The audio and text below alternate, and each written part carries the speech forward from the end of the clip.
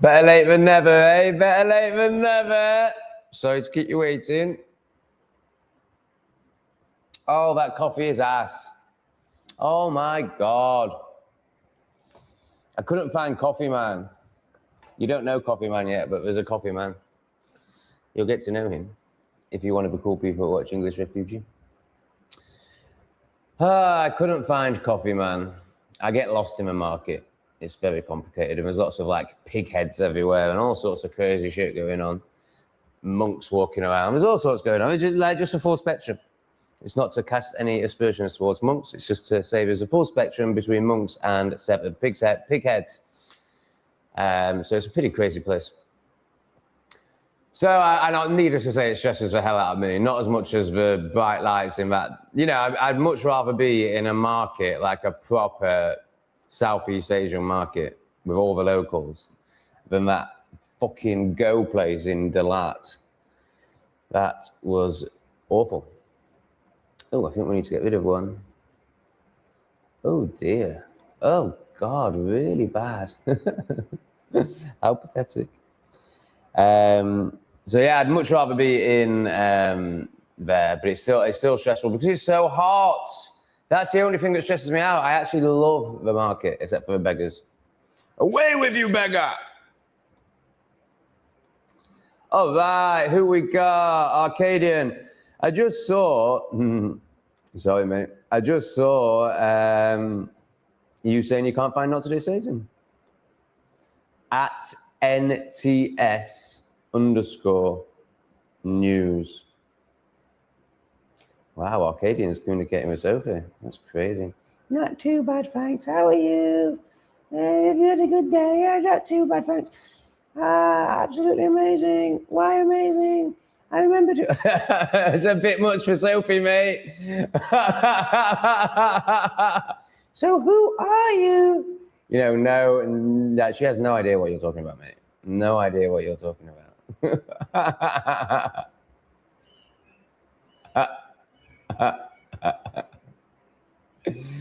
Oh, blessings. Justin, the funny man. Plebs on parade. Come straight in with some nice early motivation. Oops, I've just hidden it. Some nice early motivation. Thank you, Justin. I definitely need it after the first sip of my ass coffee. I don't believe it. So, Coffee Man sells hazelnut chocolate vibe coffee. It's incredible.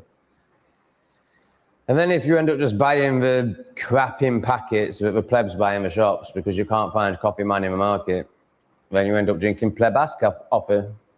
Pleb ass coffee, not to be confused with the ultimate pleb coffee, which is called Nescafe. I was gobsmacked when I first went round to Lee and Marina downstairs. Lee doesn't have anything to do with coffee, but Marina obviously does. So I asked for a coffee and she got out a jar of Nescafe. I was like, whoa, bitch, stop right there. I'll go and get my own. Madness. Like, how do people think that's coffee? Thank you, Justin. The plebs are on parade and many will be in this chat tonight. Here is Chief Pleb. Okay, howdy. Howdy, Captain. So, hello, Lisa. Hello, Rachel. Evening all. She's just in the middle of watching the Amos video and she got a notification, so she jumped on over. What you making of the Amos video? You'll be going, yeah, I'm way more enlightened than him. In fact, I'll be the most enlightened person Lee has ever had in a session. I imagine you're seeing confirmation that you can work with Lee through that video. He does a great job with Amos. I love the noises Amos makes. I mean, he keeps saying interesting. But then you get these odd moments where he's like, whoa. I love it. It's so good. The awakening in sound. Hello, Liz. Great to have you with us. Big love. Are these in relation to the hi? I mean, it's literally, it's like, you know, it's off the screen, but like, you know, it's like, how is this communication going to work out? You don't even know what he's talking about, Sophie. You don't even know what he's talking about. Oh, so funny. So funny. Mate, this is proper pleb coffee. It tastes of ass. That's coming from someone who's quite partial to licking ass. Is that... It's actually a bit of a chore to drink. This is so disappointing. You know, coffee is one of the things that I look forward to most. Like, you know, when I'm going to bed at night, often it comes up for me like, oh, when you wake up, you can drink some coffee. That would be great.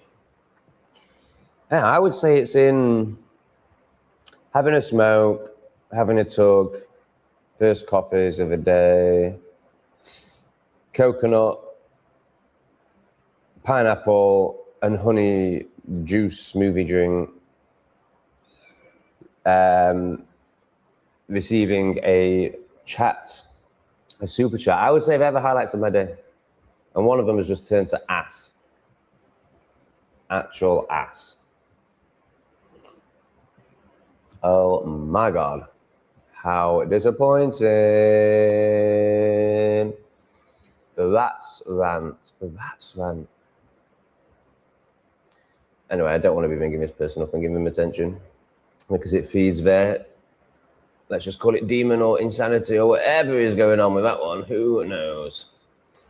Have you seen anything from Arcake's channel? Jason is P awesome. I feel like I do recognize the name of that channel. But even if I do, the answer is really no. Thank you, Justin. I love it when people ask questions and chuck in the two. Tom, do you think democracy is a sham system? Are you new to my content, Justin? Yeah, of course. Yeah, it's impossible. So in the 1800s, I mean, it's so obvious from, just look at the fact that every single poll of the British people, certainly in the last 20 years, but I think it's probably 40, when asked about migration, overall, the British people have said less migration. And every single politician for, let's just say, the last 20 years, but it's more, has betrayed them. So, I mean, first of all, what's democracy? Like really, if you go back to what it's supposed to be, what I was taught in school is the people decide who they want to govern the lands based on who's going to serve the people the most. I mean, we're so far from that. Like, I don't even think plebs think we actually have any say anymore. I think plebs think that we can maybe shuffle between these. I suppose there's some, yeah, I mean, look at the people believing in reform or Rupert Lowe, like they actually think that they can change something or want to change something.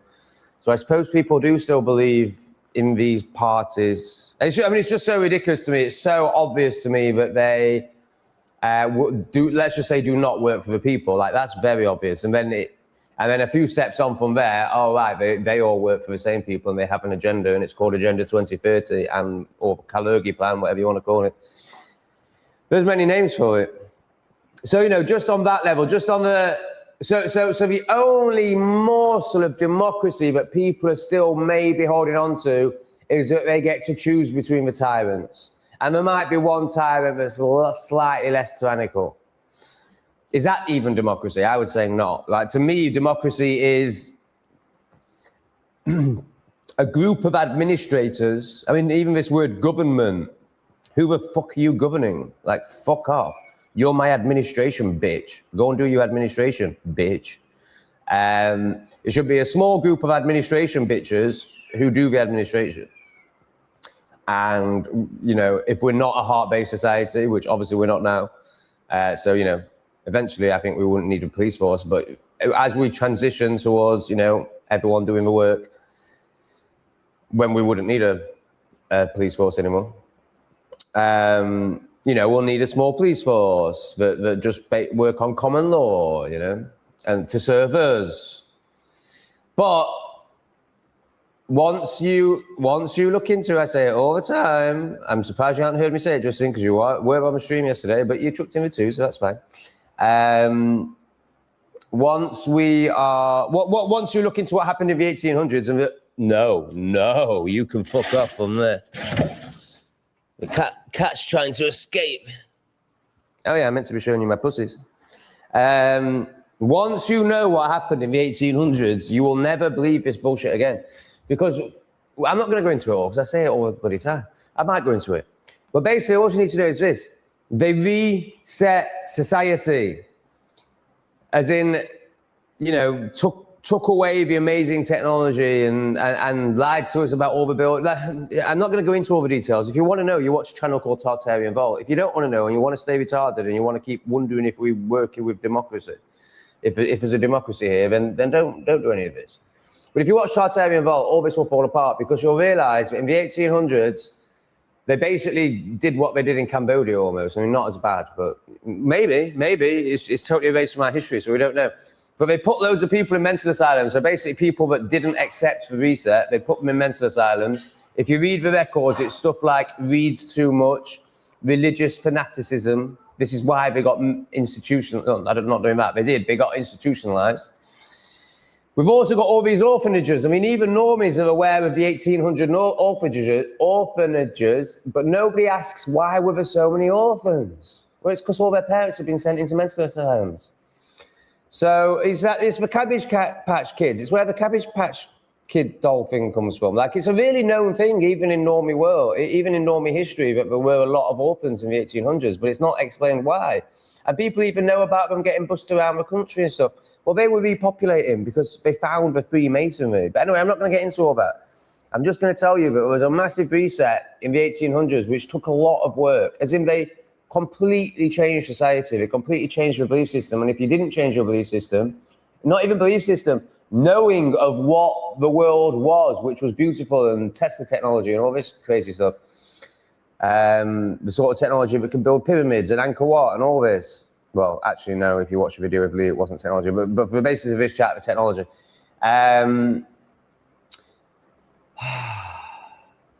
So you think they're going to reset everything? You think they're going to basically off everyone that doesn't agree, and then you think they're going to so they've got complete control, and then you think they're going to go, here's democracy.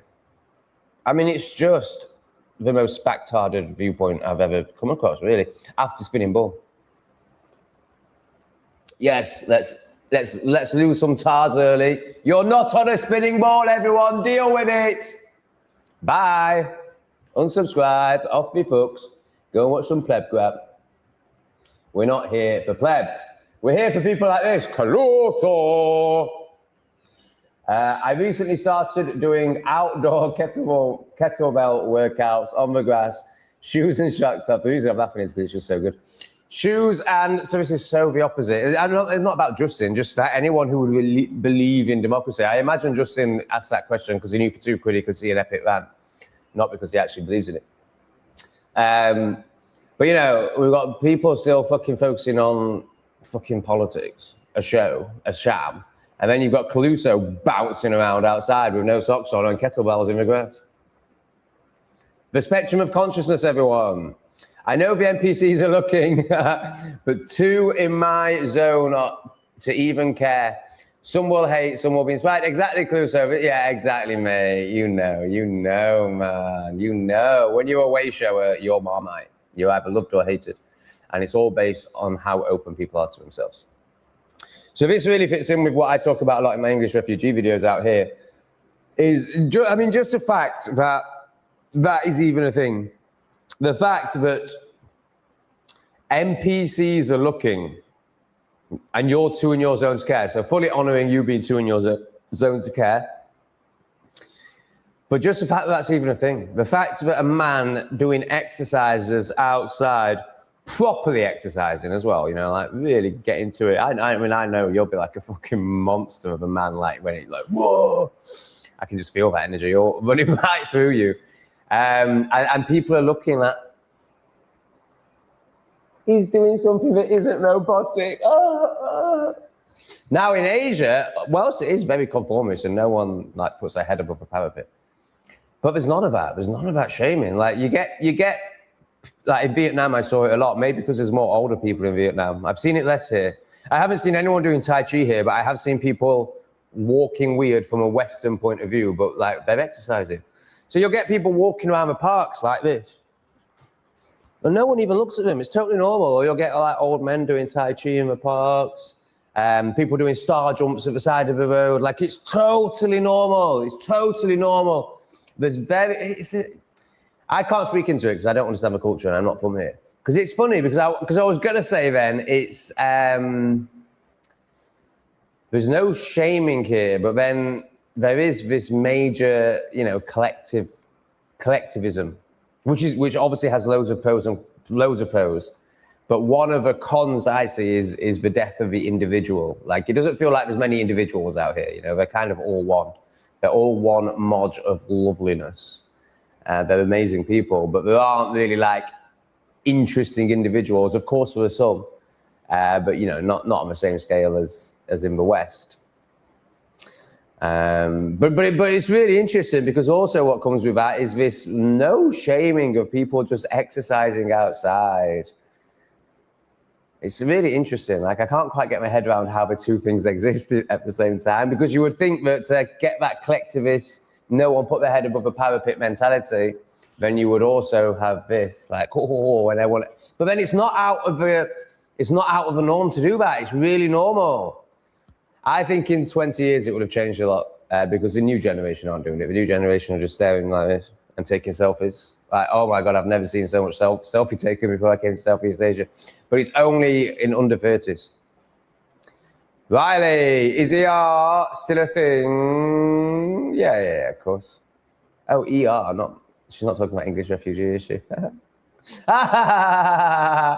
So Riley was thinking that people were talking about that stupid pleb show. No, they're talking about my fantastic entertainment, Riley. Where have you been? I have 3 channels. Get on them all. Stop watching anyone else. Just watch me and send me money. Worship me. Have you not worked out? I'm a guru. So I'm just winding up the plebs now. Just to be clear. All right, Riley realising they're retarded. Oh, lol, sorry, I thought we were talking about the emergency room. So funny. Do you think, I should not answer any of this guy's questions and get into number 2. In fact, is there another 2? I'm not going to, that's a joke. Of course, I'm going to answer all of your questions. You don't need to keep doing this, but I really appreciate that you do. Have you read, I haven't read anything, mate. I think this is a hater, potentially, who's trying to...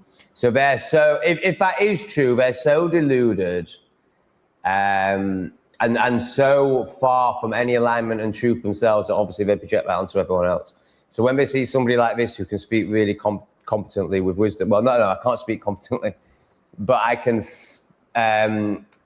spasmodically speak with wisdom.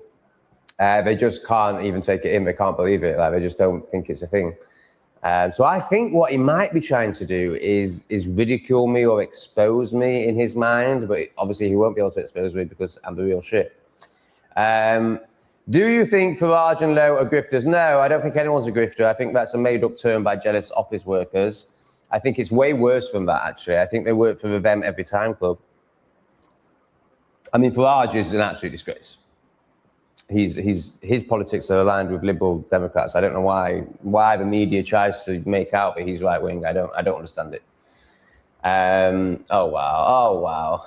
Heart to Hearts is here. I will be with you in a minute, Heart to Hearts, although I know you don't need my attention. So Farage, like to even put the 2 men in, I mean, you could put the 2 men in the same category in terms of they work for the same Them Every Time Club, but from what seems to be your perspective, to even be putting them in the same sentence together, like Farage is a lefty. Farage clearly works for the state. And so does Lowe, but he's a bit harder to spot. And really, for me, I mean, he did say some things that made it clear the other day, where he basically said he doesn't like ethno-nationalism, so he doesn't like nationalists. So that's a bit of an issue for what people think is a nationalist party. So he has said some things that make it fairly clear, but just if you're even thinking about politics, if you're even thinking there's any possibility that it could work for you and could improve your life, then you're living like this with blinkers on, and you need to do whatever it is that will take those off for you. I mean, for me, it's, you know, you could just simply watch a channel called Call for an Uprising or my Not Today Satan channel, and but I can only assume you're watching it like this because you're so in fear that you need external saviors still for large and low.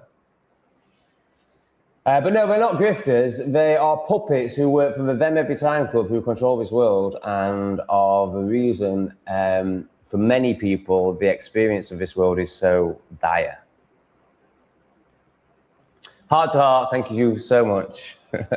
I have been slightly concerned. I've not been going into it. It's come up for me in the last couple of live streams, like, oh dear, I hope I haven't done anything to upset Heart to Heart. But then, Heart to Heart. But then, this wasn't really a process. I haven't been like feeling this. It's just thoughts that have popped into my head. But then the next thought that popped up was like, just to honor the time that we did spend together and the generosity that you did share, and to not noticing that there was starting to become an expectation in me, just because of your regularity. That's all. The regular heart, and that obviously is unacceptable. It is entitled.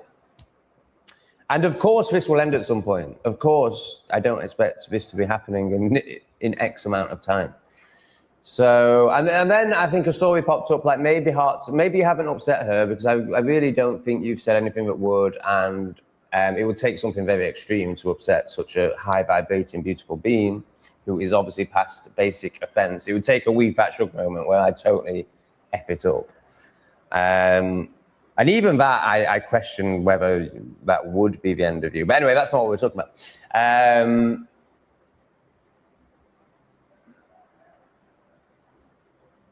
There was one third piece to it all that's gone because I went off on a wee fat shrug tangent. Basically, I'm quite impressed with how I've dealt with your absence over the last 4 days. Because the Tom of a few weeks ago would have gone into all sorts of stories over it and would have like lied awake thinking about it and worrying about it. But from an entitled place, from a place of expecting, how dare I expect you to show up on every live stream and be so generous? Like, of course not. But when I didn't see you for 4 days, it was like, oh dear, have we lost Heart to Heart? Oh no, that was it. There was a final piece around, I basically got to a place where I was like, well, if we're not going to see her again, then I think what's happened is she's put a load of love into me when I needed it, and she's seen that, you know, I don't need that level of support anymore. She's letting me flat. But I'm really glad that you're still here supporting me. Thank you so much, Heart to Heart. I love you. I really love you. There's no stickers tonight, unfortunately, Heart to Hearts. We're not on OBS. Hoping that OBS will be a consistent feature from the next live stream onwards. The laptop is now repaired. Not repaired is too strong a word. There was nothing wrong with that. Technical people have done technical things on my laptop that have improved it somewhat. So,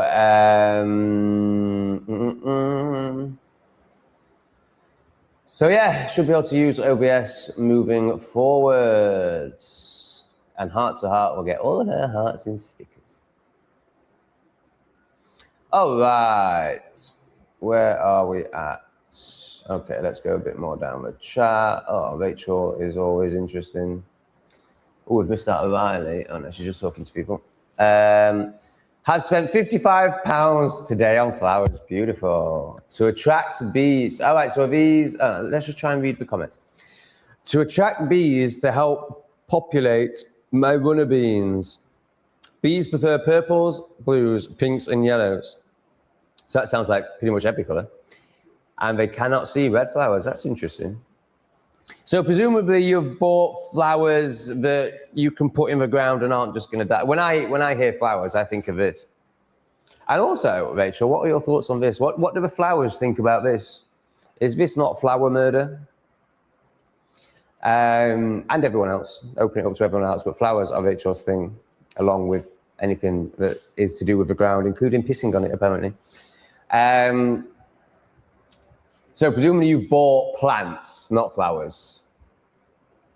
Just my terminology, I'm not making you wrong. You know, they are flowers, I suppose. But flowers definitely brings up this for most people. How good are these, by the way? This is my thank you to Heart to Heart. I know she'll appreciate this more than any silly little stickers on a screen. Guess how much this bunch of flowers cost, people? This is the game for the chat right now. Oh, what fun we have. My God, where do you get this quality of entertainment anywhere else? Spen, let me tell our story. I've got a good story with Spen. I don't think I've ever told this. Mine and Spen's story. Can't remember every detail.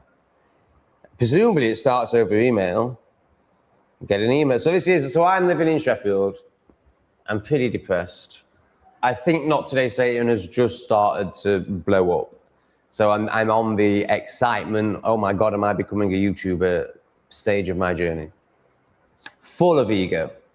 But you know, a pretty nice guy doing his best.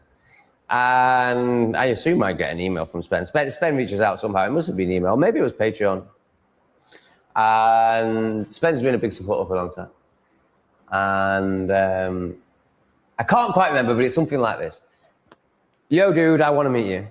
I'm like, okay. Now, this is before I'd had loads of demons and stuff, so I was much more open. And I've become more open now. There's a couple of people who have emailed me about meeting up, and I'm up for it. And I'm going to lick Riley in Eastern Europe, so it's all good.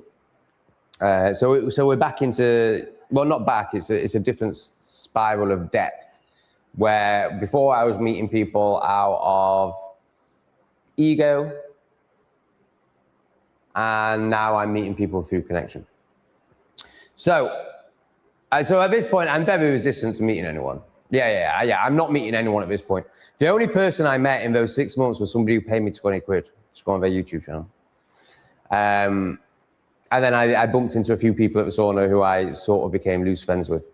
But really, they were just associates at the sauna. People, one of them, Jamie, if you're still watching, really like Jamie. The rest of them were all just associates. Oh, apart from, of course, Sophie and Debbie, they're special. Anyway, let's try and tell Spen's bloody story. Hey, dude, I want to meet you. Oh, right, okay, great. Well, not so great, but like, okay, yeah, I was still a people pleaser, that was it. So rather than just going like, sorry, bro, I don't meet people. I was like, oh yeah, okay, great. As in, theoretically, fine, but it's not actually going to happen, bro. And then I can't quite remember, but it's something like, he tells him where he lives and it's fucking miles away. It's like, it's a 4-hour drive away. So I can't remember what details I give him, but I guess I certainly don't give him my address. I think maybe theoretically speaking to the possibility of meeting him, in my mind, this is all in my mind, I mean, I'll tell you about Spen's mind in a minute. In my mind, I theoretically speaking to the possibility of us meeting up one day. And I might mention Sheffield train station or something like that. And then the next thing, it's 4 o'clock and I'm getting a call from oh yeah, I gave him my number. I'm getting a call from an unknown number, not unknown, unknown, not withheld, on my phone. And I'm like, hello? He's like, yo, dude, it's Spen, I'm an hour away. I'm just like, what the fuck, bro? Like, what the fuck? But I'm not doing this story justice because it's meant to be more of an honoring, actually, because I really, really respected it. So I went straight into like, oh my fucking God, you're kidding me. I've got to actually spend some time with someone. Are you kidding me? And now it was 4 p.m. I was editing a video to get it out for 5 p.m. You know, I was in my thing, doing me. And that's obviously all I do because I'm completely selfish and entitled. So suddenly I've got to go and meet someone and spend some time with someone. I'm just like, what the fuck? So I'm like, oh, great. That's great news. So then I send him my location. I give him the woods we're going to meet at. And then we go and walk. And we have a lovely walk. And Spen's a great guy. Like, he's a really great guy. And I really honor and love.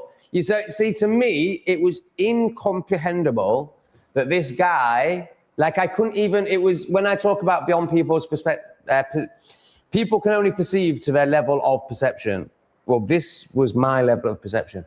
I couldn't perceive that anyone would do a 4-hour journey without like confirming a day, a time, knowing the other person was going to be there at the other side. Like, who does that? That's insane. But also, I love insanity, as in I love people who are spur of the moment. I love people who are different. I love people who just make things happen, who just do things. So I was really inspired by it. Like, I thought it was amazing. Whilst I also thought it was a bit crazy. So yeah, Ben and I went on a walk together. He bought some ayahuasca chocolates off me. And that's why Spen's even cooler now than he was then. I don't think I've ever found out how they worked out for you, Spen. I assume well.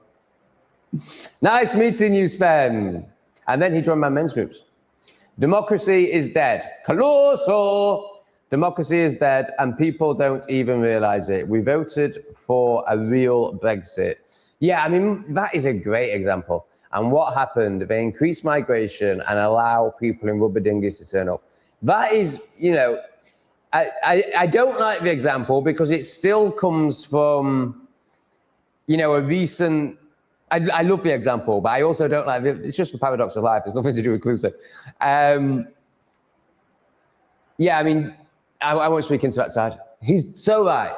Look at this. Look at this. We made a very clear vote that was literally a vote on immigration. Brexit was a vote about immigration. And the kick them outside won. And then look what happened, immigration. And Labour have even admitted, and again, I don't want to say this because this makes it about parties, and maybe Rupert can say it today, yeah. But, you know, the Labour puppets, and obviously they do this to make you hate the Labour and think that Rupert Lowe's different. The Labour puppets even admitted that they did it to piss off right-wingers. Like, they, you know, I mean, I mean, obviously that's not true. Like, it's been planned for years and years, Kalergi plan, but, you know, from the pleb show level, how blasé is that? Like, how like, we have people in power that will make decisions based on pissing people off rather than the long-term growth of the country. Hey, CT7, come and say hello to my friends and the plebs. CT7 says hello to all of you, even if you're a pleb. I'm CT7 and I've already lost 2 of my 9 lives, hence my name. The reason it's CT is because it stands for Crooked Tail. Crooked Tail 7, CT7. He's amazing. Oh my God, he's such a loving cat. So Beans is crap. Beans isn't interested. And that's fine. We can admire Beans from a distance because Beans is beautiful and cats are still just interesting to watch. So that's fine. But this cat, I mean, he's stroking my feet right now. This cat is unbelievable. Like, so they really came out of their shell about 5, 6 p.m. last night. Jamie came round, their mum, their human mum. And that's when they really came out of their shell and realized, like, okay, we're safe here. And then from that moment onwards to when I went to bed, which I think was about 9 p.m., he was on my lap. Or, oh my God, at first, so I'm lying down on the sofa, pillow. He lies here. This was his first move of connection. I mean, we did the whole, like, him running across my lap, strokey stroke. But, like, the first, like, bump connection, I'm going to vibrate next to your temple. Because for me, that's what's really happening here. Like, there's all the niceties of a cat and stroking a cat and the third dimension, and that's great. But really, like, what's happening vibrationally when they purr, like, that's what I'm interested in. And, you know, so he's purring, like, what's lying here. He's literally, like, wrapped himself around my head, and I'm just like, amazing. And then from then on, he was just on my lap all night. Like, this cat is amazing. Yes, I'm talking about you. You're very loving, aren't you? You're very, very loving. Oh, yes. You're like a little puppy, but not as, doesn't need as much attention. Well, actually, you need loads of attention, which I really like. Okay, let's get you on my lap. Come on, darling. Yes, you stay there. You get lots of cuddles. What we're doing? We're doing a live stream. Okay, let's get back to the live stream. So yeah, I mean, that is just a great example, Clouseau. Thanks for chucking it in. I love Spenny, so much fun. Do you piss them to water them? That's interesting. I won't answer for that. Wow, Spen's great. That's really witty. That is very intellectually intelligent. Intellectually amusing. I'm voting for Judy this time. Punch can do one. That is so good, Spen. I'm going to try and steal that. I'm going to try and remember that. That is really good. Lozza's in the house. Hey, Lozza. All right, let's get a bit down to the chat. All right, here's Justin. So before I read this, I've read I'm Not a Hater, but I don't think you're. Oh yeah, I did go into a possibility that you were, because you were just asking so many random questions. Like, mate, this is my trauma playing out. I'm not really traumatized anymore, but there's still elements of. I had a demon. Like, no, I didn't. Let me rephrase that. A demon thought he had me, and for a little while he did. And then he lost his grip of me as I saw through his psyop. Oh, he's still on my lap, man. This cat's amazing. And then he turned into somebody that creates loads of profiles to try and trick me. And it doesn't matter if he does. Like, so for example, he could be, I don't think you are him, but I'm just going to use you as an example. This is kind of how he behaved. It's quite similar. And that's not me saying there's anything wrong. Like, I love what you're doing. You're asking lots of questions. You're contributing to the chat and you're contributing financially. You're amazing, Justin. Like, you're exactly what a live streamer wants. But it is akin to how he showed up. So this is my trauma projecting onto you. It's nothing to do with you. And I need to just completely get over it. I need to release the last little bits of it. There's obviously still some little bits there. Because why am I worried, even if you are him? Like, why am I worried? If that's my ego that doesn't want him to think he's tricked me. But who cares if he tricks me? Like, it doesn't matter. He's just pretending to be somebody. Like, of course, I'm going to take people at face value and assume they are who they say they are. So it's not even tricking me. So it's my ego not wanting him to have his victory. So it's all egoic bullshit. I'm going to let go of it all. So that's where it came from, Justin, not you or your behavior. So don't take it personally. I'm not a hater, bro, but there's nothing wrong with having a laugh. Totally agree. The two philosophers I mentioned are anti-democratic traditionalists who believe in hidden history, which you alluded to earlier. Wow, yeah, Justin knows. Justin's the shit. Big love, Justin. Really appreciate you and how you show up. You are a live streamer's dream. Please keep doing what you're doing. I will try and not project on you again. Oh, Heart of Hearts loves Rachel. We all love Rachel. So as a reflection to you, Sophie, just to show you, like to try and help you, you know, I'm not getting at you. I used to speak to Rachel the same way I spoke to you. And I used to judge Rachel the same way I judge you. And look at me and Rachel now. So it's not a personal thing. It's not a bullying thing. It's not a singling someone out thing. There's no part of me that doesn't want to acknowledge transformation. There's no part of me that won't acknowledge transformation. All I actually want for you is transformation. I've been trying to help you this whole time, but I've just given up now. I've disconnected from judging my self-worth based on your journey. How was that ever a thing? But it was. So, you know, I'm just trying to show you that, you know, there's love here and there's good intentions here. And everything I say because I'm trying to help you. and really, if you want to see that, which I imagine you don't, but if you want to see that, then all you need to do is look at mine and Rachel's relationship and how that's transformed. And, you know, you can't really deny my intentions if you're able to see that. But obviously you won't be able to see that because then you'll have to look at yourself. Did you see Beans? You just saw Beans. Oh, Beans. Beans is so good looking, but not very friendly. Not unfriendly, just not bothered. Doesn't need me. Hey, Beans.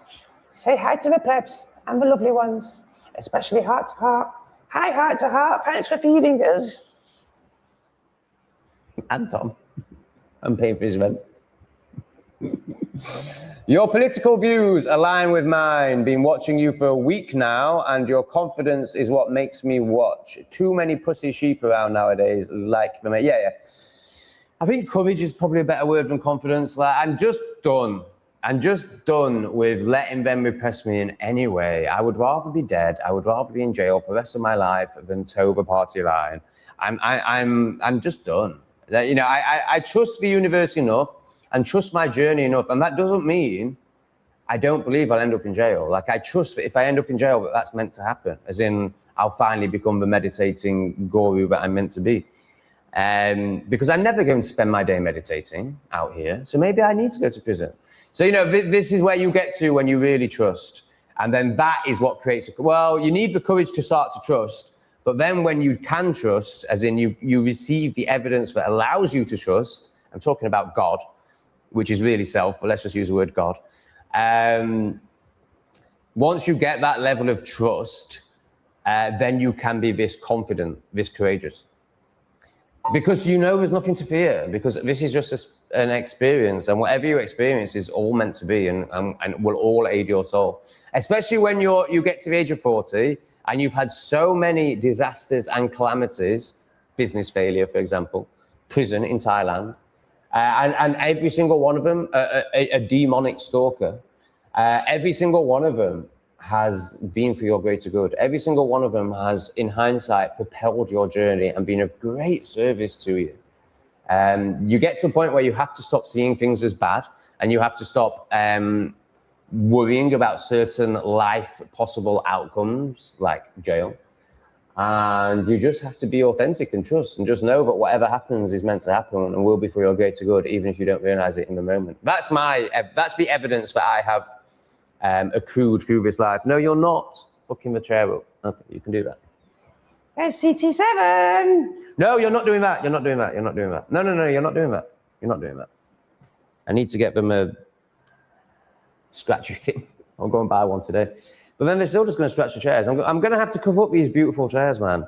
Cats are not worth it. I've already decided I want to get rid of these cats. I'm joking. They're so worth it. But I really like the orange on these chairs. I really like the fact that these chairs clearly cost like £500 and are really good quality. No, you really can't do that. I haven't paid a deposit, but you still can't do it. I really like the hippie landlord. Like, I mean, obviously I'd never want to destroy any furniture anywhere I live, but definitely not hippie landlord when he spent like £500 on a chair, or maybe even more. Like, they're so heavy. He got them from Europe.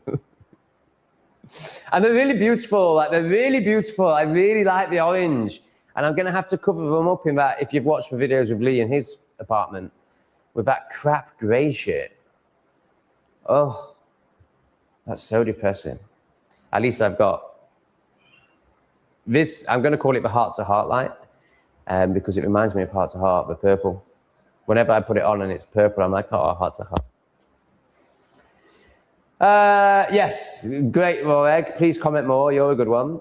Caluso, you mentioned surrender last stream and it clicked with me. Oh, I love those click moments. I call them like, well, you can have the first click where it comes here and you start intellectually understanding it, but the click, which is great, but the click that I really love is when it goes boop and becomes embodied, because then it becomes your way. While it's here, it's an egoic thought process. But when it's here, it's embodied and it's your way. It's the way you walk. You don't have to think about it. You mentioned surrender last stream and it clicked in me. I did shrooms, went on a mad ride. Wow, you're an amazing stage of your journey. I love this stage. It's just fucking manic and mental and like, but also like, I kind of miss it, but I don't. I'm glad I'm at a more balanced part of the journey because it's just easier and more peaceful. But also, this is a really exciting stage. Last stream, and it clicked with me. I did some shrooms, went on a mad ride, was being lifted up, surrounded by love. The moment I tried to control things, but they sent me back. Yeah, great. I love that. I love that. I just love that, Caruso. What a wonderful experience. What a wonderful evidence gathering mission that was. Because as I said yesterday, this isn't woo-woo. This is based on evidence. And you can only trust more based on evidence.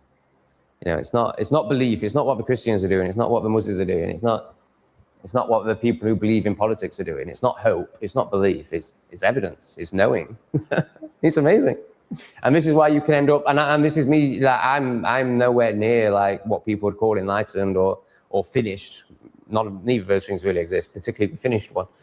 But I'm at a stage where life is joyful and I'm laughing all the time. So that's good. Will you stop destroying this fucking chair? Okay, I appreciate it's my fault and I need to get you some scratchy stuff. But you can't be scratching that chair. Oh, fucking cats, man. Fucking cats. Storm Dog. I feel like I need to say something. When I was watching it back, I said something. I was like, oh, I need to clarify that. Oh, what was it? Can't remember, but I feel like there's something around you that I wasn't happy with in terms of my response. Basically, I didn't honor you enough. Like, I just think you're amazing. Oh, it might have just been that, like, you're the new Shug. So it's, I love how this universe works. So it's constantly, you know, teaching you through lessons and challenges, and beautiful stuff as well. You know, lessons and challenges if your eyes are still closed, and then it becomes more beautiful. So I had this amazing commenter and Patreon member called We Fat Shug, who made really similar comments to Storm Dog in terms of like just smashed the external, but also clearly, as we discovered last night with Storm Dog, is very enlightened. So he was great. He was really highly valued, and I really effed it up. I went too far in my showmanship and tried to entertain people by seriously insulting him. And I recognized it and I took it back straight away. And then, but I was still blaming him in terms of like, I can't believe he got offended, like how plebbish to get offended. Anyway, I then took responsibility and did my whole self-work thing around it with Lee, put it all on camera for the plebs to see, and then, and the good ones, of course. And then you came. So it's like, and you're very similar to We Fat Shug. So that's fine. And so it was like there was this energy within me, shame, fear, guilt over what had happened. And then that got loved, that got seen, that got understood, that got, let's just say, released or integrated. And then you popped up. Hi, I'm just another version of We Fat Shug who's going to contribute loads of amazing stuff to your chat. So yeah, I really want to honor you and thank you for being here and thank you for all your contributing. And also I want to just speak into the beauty of this journey and how it works and how if you let something go, not that I let go of WeChat, you know, I effed it up, but I took the lessons from it and I made it part of my transformation. And then the reward, the reflection of that was you. Big love, Storm Dog. Sure, look at this. Shrooms aren't the way, smoke the doobies. So what this is saying is I'm scared of myself, and when I took shrooms, I judge it as a bad trip. There's no such thing as a bad trip. You're just meeting the parts of yourself you're scared of. But if you do this and repress, then you'll have a bad trip. Whereas if you just open and surrender, then you'll receive all the love and beauty. So stop telling people what to do from your place of low consciousness and fear. Smoke your doobie and focus on yourself. Because that is the worst advice I've ever heard in my life. Flowers are short-lived and are perennial. Multi-year plants will just sprout new branches, etc. Yeah, no, I get that. Right, so you can also class something as a flower, even if it has roots in the ground, if it's, what do you call the opposite of perennial? I forget, but if it's like one of them that just lasts for a year. I mean, how's that a thing? Presumably they've been genetically modified and human created, because there can't be any plant that, well, I suppose there are some plants that would actually naturally design for just a season. Yeah, but I was asking more about, is it cruel or selfish might be a better word to do this to plants, just so you can look at them in your house for 4 days? I'm more interested than stupid human conceptions like cruel and selfish. Energetically, that's all I'm interested in. I don't care about human judgment. Energetically, are those plants angry? Are they emitting a beautiful, I'm so beautiful and loving energy, which I assume they are? Or are they emitting a, you fucker, you chopped me up and I'm dying, you C-U-N-T energy? Now, obviously my ego has just assumed and told itself that they're emitting a beautiful energy and therefore that's what it feels from them. So I do think I do think I feel a beautiful energy from the flowers, but of course that's a story I've made, so I don't know if it's true. Because, you know, the stories of the ego are more powerful than the feeling often, until you really get to deep levels of feeling, which is why everyone's so art-hearted. The rounded type flowers look like it has a stamen covered in the pollen like lilies have, Tom. If you cut the stamen off, they are seriously toxic to cats. Yeah, thanks for that reminder. Thanks for that reminder. I will do that. Thank you, Riley. I did know that about lilies, but I'd totally forgotten. I think if I'd have bought some lilies, I would have remembered, like as I was looking at them. But I didn't know that that just goes into all plants. So which one are you talking about? Stamen. I don't know what you're talking about. I don't see. I know exactly what you mean on a lily. It's very obvious on a lily. You must be talking about this white one. Oh, I've already got rid of a comment. I don't know what you're talking about. But I do appreciate it. Can you break it down for this dum-dum a little bit more? Tell me exactly what it looks like. If you knew the police were going to arrest you for a thought crime, knowing you will go to prison for 2 years for no reason, would you run? Yeah, I already have. Hiya, I'm in Cambodia. Of course. I would do anything in my power to not let them get me. I would break any law necessary other than harming another. I would happily harm, you know, one of them. Of course, I'm not condoning or encouraging that, but I'm saying desperate times, desperate measures. And don't be a slave to Satanism. Stupid word, but we'll go with it. Oh God, this coffee is so ass. I'm so not enjoying this coffee. It's so disappointing. Yeah, absolutely. You know, so basically I'm going to be worried about, like, if you knew they were going to enslave you, would you just sit and be a plebeish slave, or would you be a courageous warrior? Does that make it easier to answer? Flowers, plants, yes, Tom, which I will be planting into large containers. Love it. They will die back in the autumn. Then you chop off the tops and they will regrow in the spring. Win-win plants. Amazing. So are they're what we call perennials, is that right?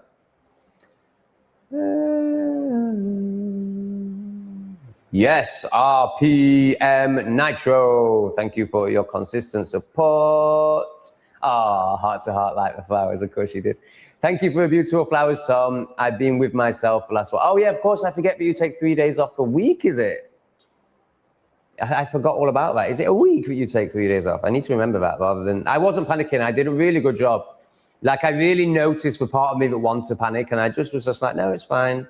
If that's the decision she's made, that's the decision she's made. You know, it's not on you to control it or make it part of your... You know, it's nothing to do with you. It's what heart to heart wants to do. Oh, we've already done that. Hey, Bo. Nice to hear, Rachel. What do you think about the woke odyssey? I don't know what it is, mate. You'll have to break it down for me. Riley, love falling asleep with my cat purring next to my ear. Oh, often followed by the deadly rumble of two snoring pit bulls. Oh my God, this is amazing. Oh, Riley.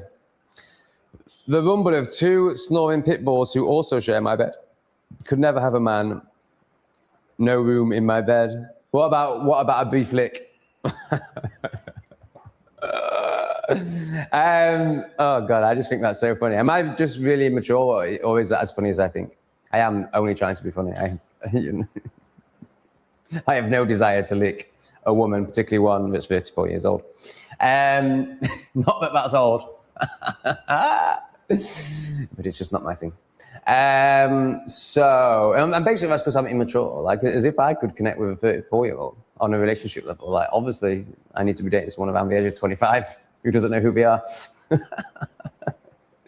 Anyway, less about my shadow. So love it. I just love it. Right, Riley, can you help me with this irrational fear that I have? And it's not irrational because it is based on a past trauma. At the moment, I have let them in the bedroom, but at the moment, I'm kind of not letting them in the bedroom because I'm scared they'll piss on the bed. That's not going to happen, is it? Now, it has happened to me before, But, you know, cats don't piss on your bed, do they? I don't know anything about cats, so this is a genuine question. Can you just help reassure me that they're not going to piss on my bed, and then I will sleep with, certainly with CT7 right next to me. I don't think bees will be interested. Liz, lovely cat, Tom. I have a black cat and a tabby cat. Tabby's a ginger, right? Is that right? Ginger males, is that right? The plan of mice and men, laugh at them. They not real, not really. You are from zero. You go back to zero. And the zero is all, so don't sweat it. Bring it back to, can you remind me what zero is again? I like what you're saying, but I've forgotten what zero means. You had a hater who also paid you money, Tom. Oh, it's in like going back to whether, yeah. So I do think it's hard to know exactly what's him. But I think he did show up one time as one of his characters who made 3 £70 donations because he was so desperate to trick me. And it didn't work. I didn't bring him up. So that obviously killed him. So he stopped doing it after that. I've also got this guy emailing me about a session who's got really demonic energy, and I think it might be him, but he's started emailing me again. I'm like, oh, is this actually him? But the way he shows up is like really entitled and demonic, like making all these demands. Like we've been arranging this session for 2 months now because of his demonic demands, basically, or entitled demands. And then he disappears again for 4 weeks when I put some boundaries in, and then he comes back and tries to change the boundaries again. I don't know why, you know, if it's not the hater, I don't know, it's not, hater's not the right word. If it's not the demon, then I don't know why this man is bothering. Like, I don't know what he thinks he's going to get out of it. And I'm going to tell him straight, like, how entitled and controlling he is and how little I want to spend time with him because he wants to meet as equals. This is his thing. He doesn't want to meet like this. He wants to meet as equals. And of course, we can meet as equals if you are my equal. But all the evidence suggests that he's definitely not. I mean, it's clear that he's not. So when we meet, I'm going to be quite harsh with him actually because he's just been awful. I'm going to reflect to him exactly how communicating with him has been for me, and why I'm very uninterested in spending any time with him unless it's in a teacher energy, and that means you need to be open. And everything you've shown so far is that you are closed.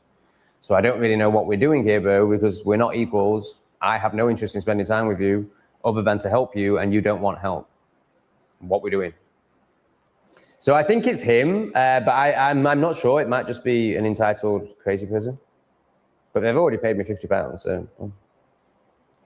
But it's getting to a point. I think the next email I'm going to send him, or the next response I'm going to give him is, bro, like, this is the 20th email I've sent you now, but my admin fee for 20 emails is £50. So if you want the session, let's book the session and send me another £50. Because I spent loads of time with this guy now. Like, it's just getting ridiculous. Okay. Let's take some big calming breaths after speaking about that one.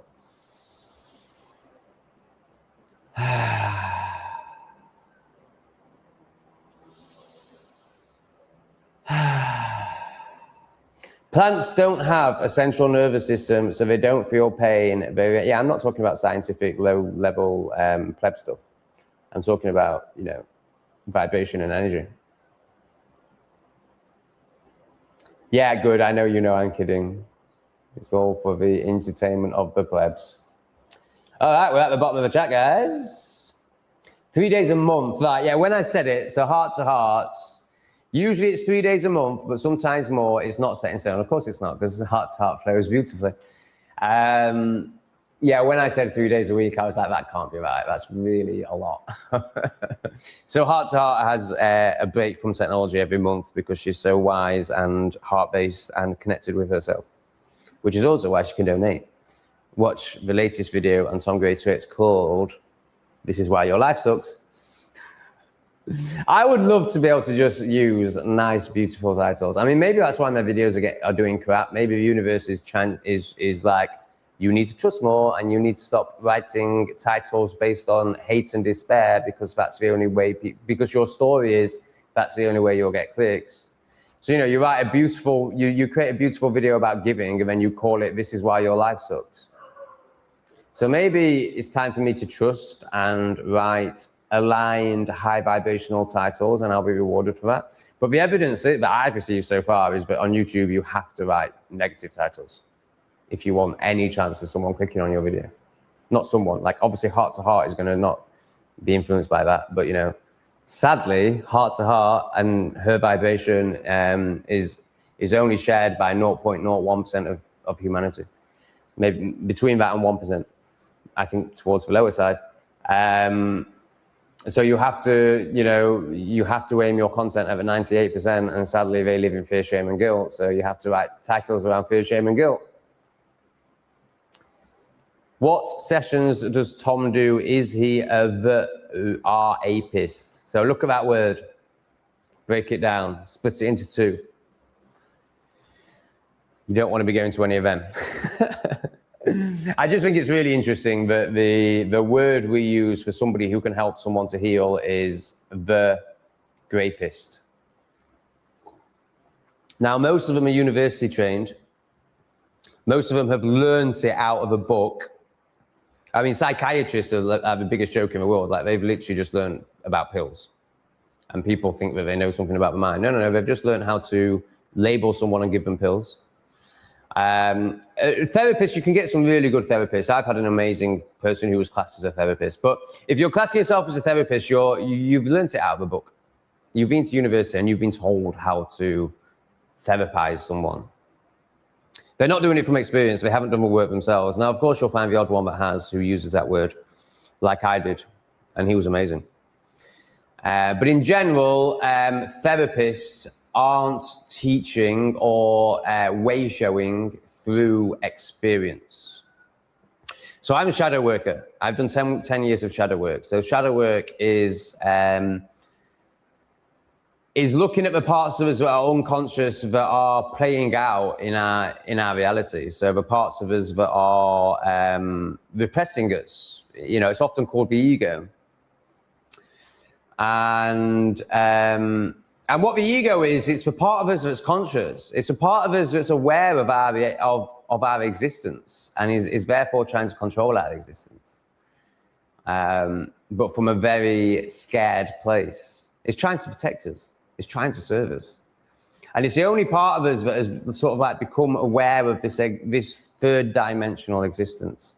I'm not explaining it very well. I'm trying to take it to a new level. I've never explained it to this level, and I'm not doing a very good job. But there's a new depth of understanding in me that I'm now trying to relate to you. So it's obviously going to take a few more attempts to get that right. But right, so what do? I reflect your insanity to you with love and compassion, whilst acknowledging that we're all insane and there's no shame in being insane. So the way you really become, don't use that word, the way you really wake up, the way you really do the spiritual journey, isn't through putting feathers in your ears and wearing nice dresses and going to cacao ceremonies. It's by noticing your insanity. It's by noticing how much you lie to yourself, how deluded you are, through coping, through the fact that you've been attacked physically, mentally, and spiritually from the day you were born, and maybe before that.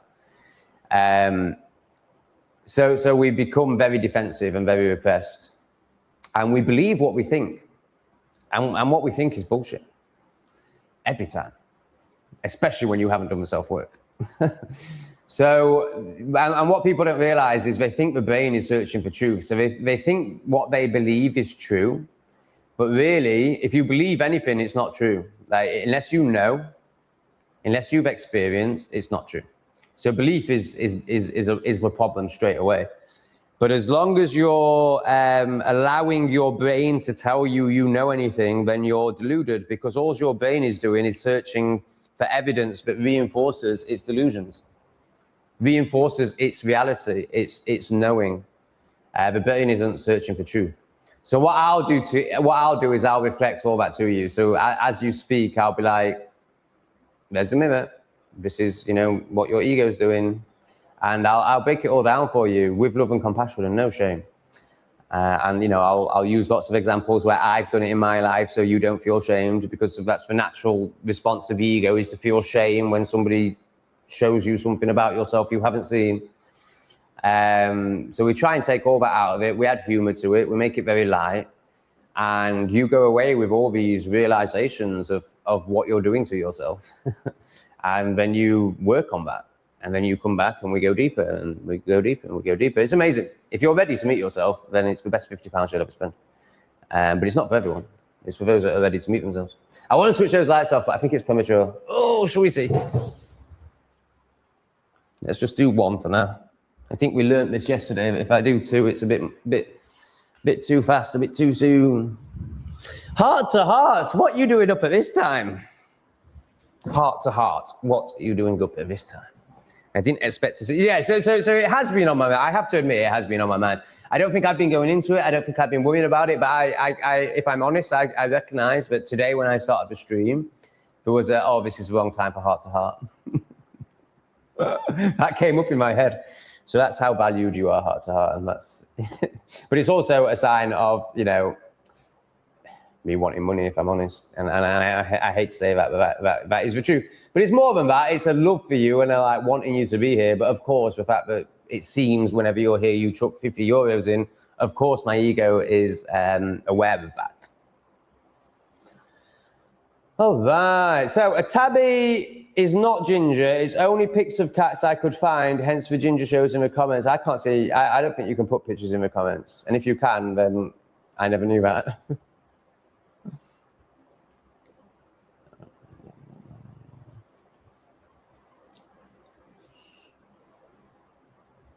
Psychiatrists are more qualified than GPs. They train as a GP and do 2 extra years in psychiatry, I think. But yes, I agree there. But yeah, I mean, that means nothing. Like, they're more, that just means they're more robotic. They're more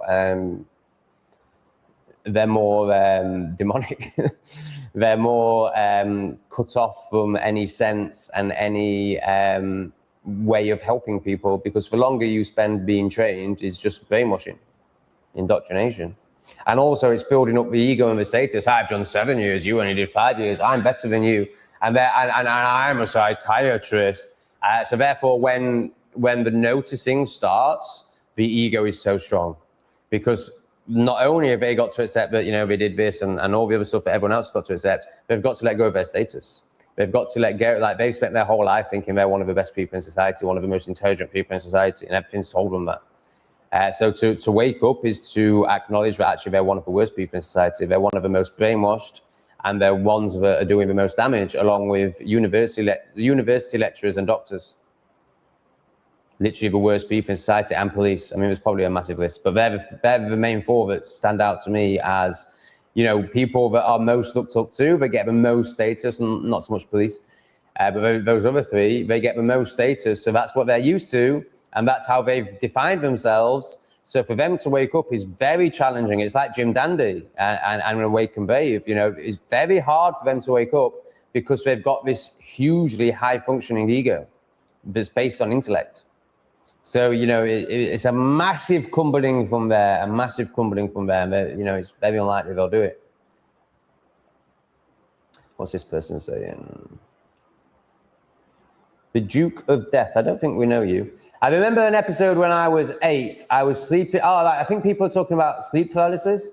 I remember an episode when I was 8. I was sleeping peacefully when out of nowhere I felt someone blowing hot air in my ear. I woke up in distress and my ear felt warmer than usual. It's a very strange phenomenon, isn't it? I think it's happened to me a couple of times as an adult, but I can't really remember it. But I do remember it happening as a kid and just being terrified. Not to those levels though. Like for me, it's just for paralysis. I think all I've experienced is for paralysis, and this like panic of like not being able to get out of it. I've never experienced anything spiritual attached to it, or demonic, you might say. Why is this man trying to teach men? I think he needs a good father. Yeah, that's true. I do need a good father figure. I've actually just found one in Lee, and the difference is huge. Anyone who is open to seeing can see that. So not you. The reason I'm not trying to teach people, I am teaching people because I'm very wise and I've got a lot to offer. Let's get rid of you. Everyone was kung fu fighting. Wah! Demon gone. Caluso, Isn't it funny that a good question to ask yourself, Demon, is why are people asking me questions? Maybe people value my opinion. Deal with it. Deal with the fact that no one asks you any questions and no one values your opinion. That's why you're projecting, because you can't stand the fact that this, I'm older than I look, but this young man is on here and you've got people like Caruso that are older than him asking him for advice. You can't handle that because no one asks you for advice because no one respects you. What fun it is to be a pleb. Isn't it funny that people freak out or worry about the little things, delivery packages arriving, interviews, bills, or even losing their job? These are tiny things compared to the bigger picture. It's so true. My dad is the best example of this. He has no fears about the fact that we live in tyranny, that democracy doesn't exist, that his grandkids have been poisoned. No fears at all. But if the bin men are 5 minutes late, fucking hell, it's the end of the world. It's just amazing. Like the tiny things that he focuses on. Because he doesn't want to notice the bigger things. You know, this is how the ego works. This is how the ego protects us. It stops us seeing the bigger picture.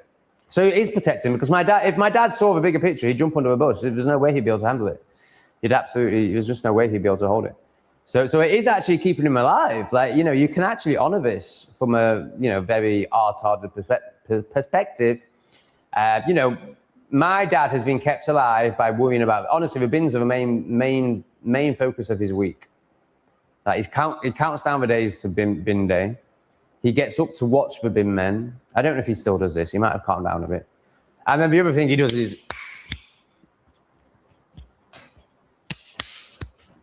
whenever an emotion comes up, he starts hitting himself. And my mum thinks it's just the way he was born. Yeah, so this is how desperate the ego is to stop you from seeing. You know, it will make you hit yourself. Or Tourette's is another great example. Heart to hearts. Big love, Tom. I see you exactly as you are. I know you do. Heart to hearts. I love you. Thank you. Thank you for seeing me and still supporting me. Riley, the ones I have met think they are superior. What are we talking about here? Oh, yeah, doctors. Yeah, of course. I mean, that's the university system all over. You know, not only does it brainwash you, it tells you you're better than everyone else. And it blows smoke up your arse. It gives you status.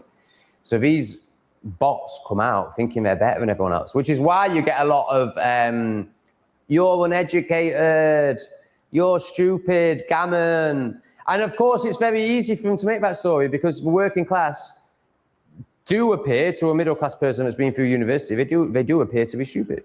And they speak without articulation in many cases, of course, not all cases. But actually, they've not been brainwashed and they're not stupid. They just haven't learned how to speak in an intellectual manner. But they're not stupid. They're far from it. They're the ones that can see. They're the ones that voted for Brexit. Not that voting means anything, but you know, they're the ones that you know would if their way was acknowledged, then we wouldn't live in Pakistan. Sleep paralysis fascinates me, though I would rather not experience it. I watch things about it, and people often see a hag woman or a hat man. Yeah, I'm not into that. I'm not into that. I just, once again, Miley, I agree with every single word that you've just written there. Absolutely fascinating. Not for me. Thank you. Yeah, cognitive dissonance saves lives. Like, this is really true. Like, and you've got to honor this.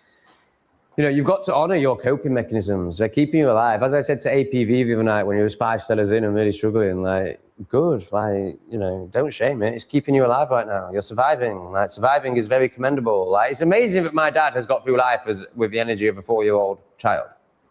You know, he's in his 80s now. He's about to, you know, he's about to complete it. I'm pretty sure he'll get sent back because he didn't do a very good job.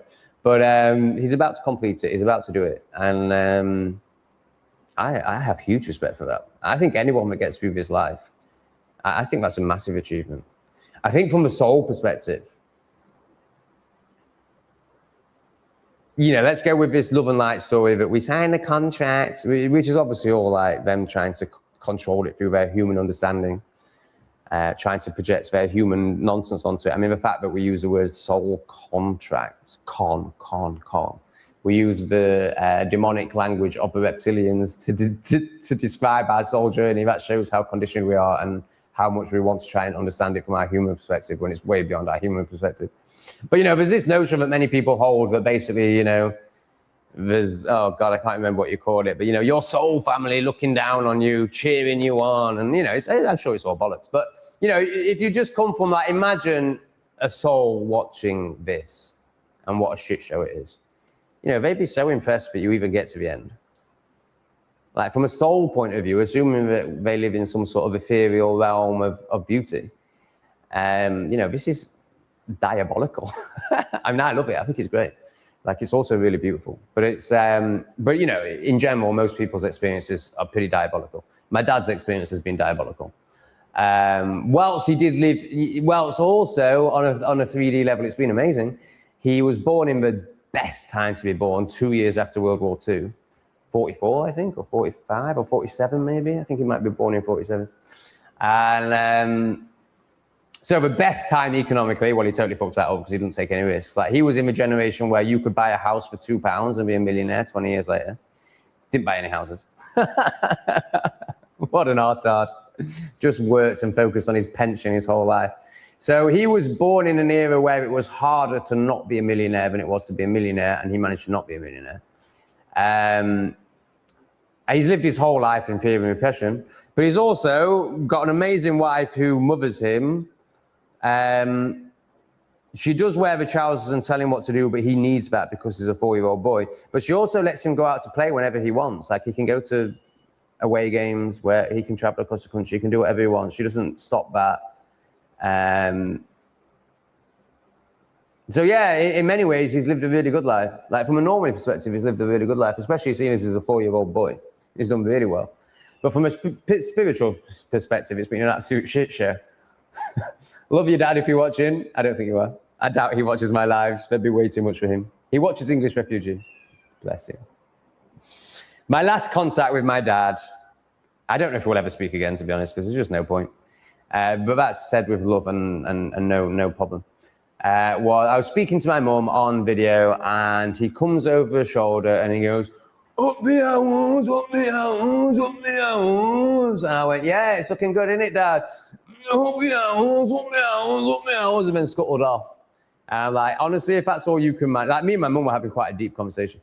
And I'm like, if that's all you can manage, then I'm just not putting any energy into it. And I send that with love. There's no like, ugh, there's none of that. There's just like, what's the point?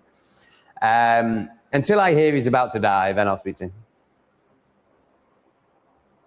But it's interesting because actually when I was living with them, it was my dad over my mum that I could actually have proper conversations with.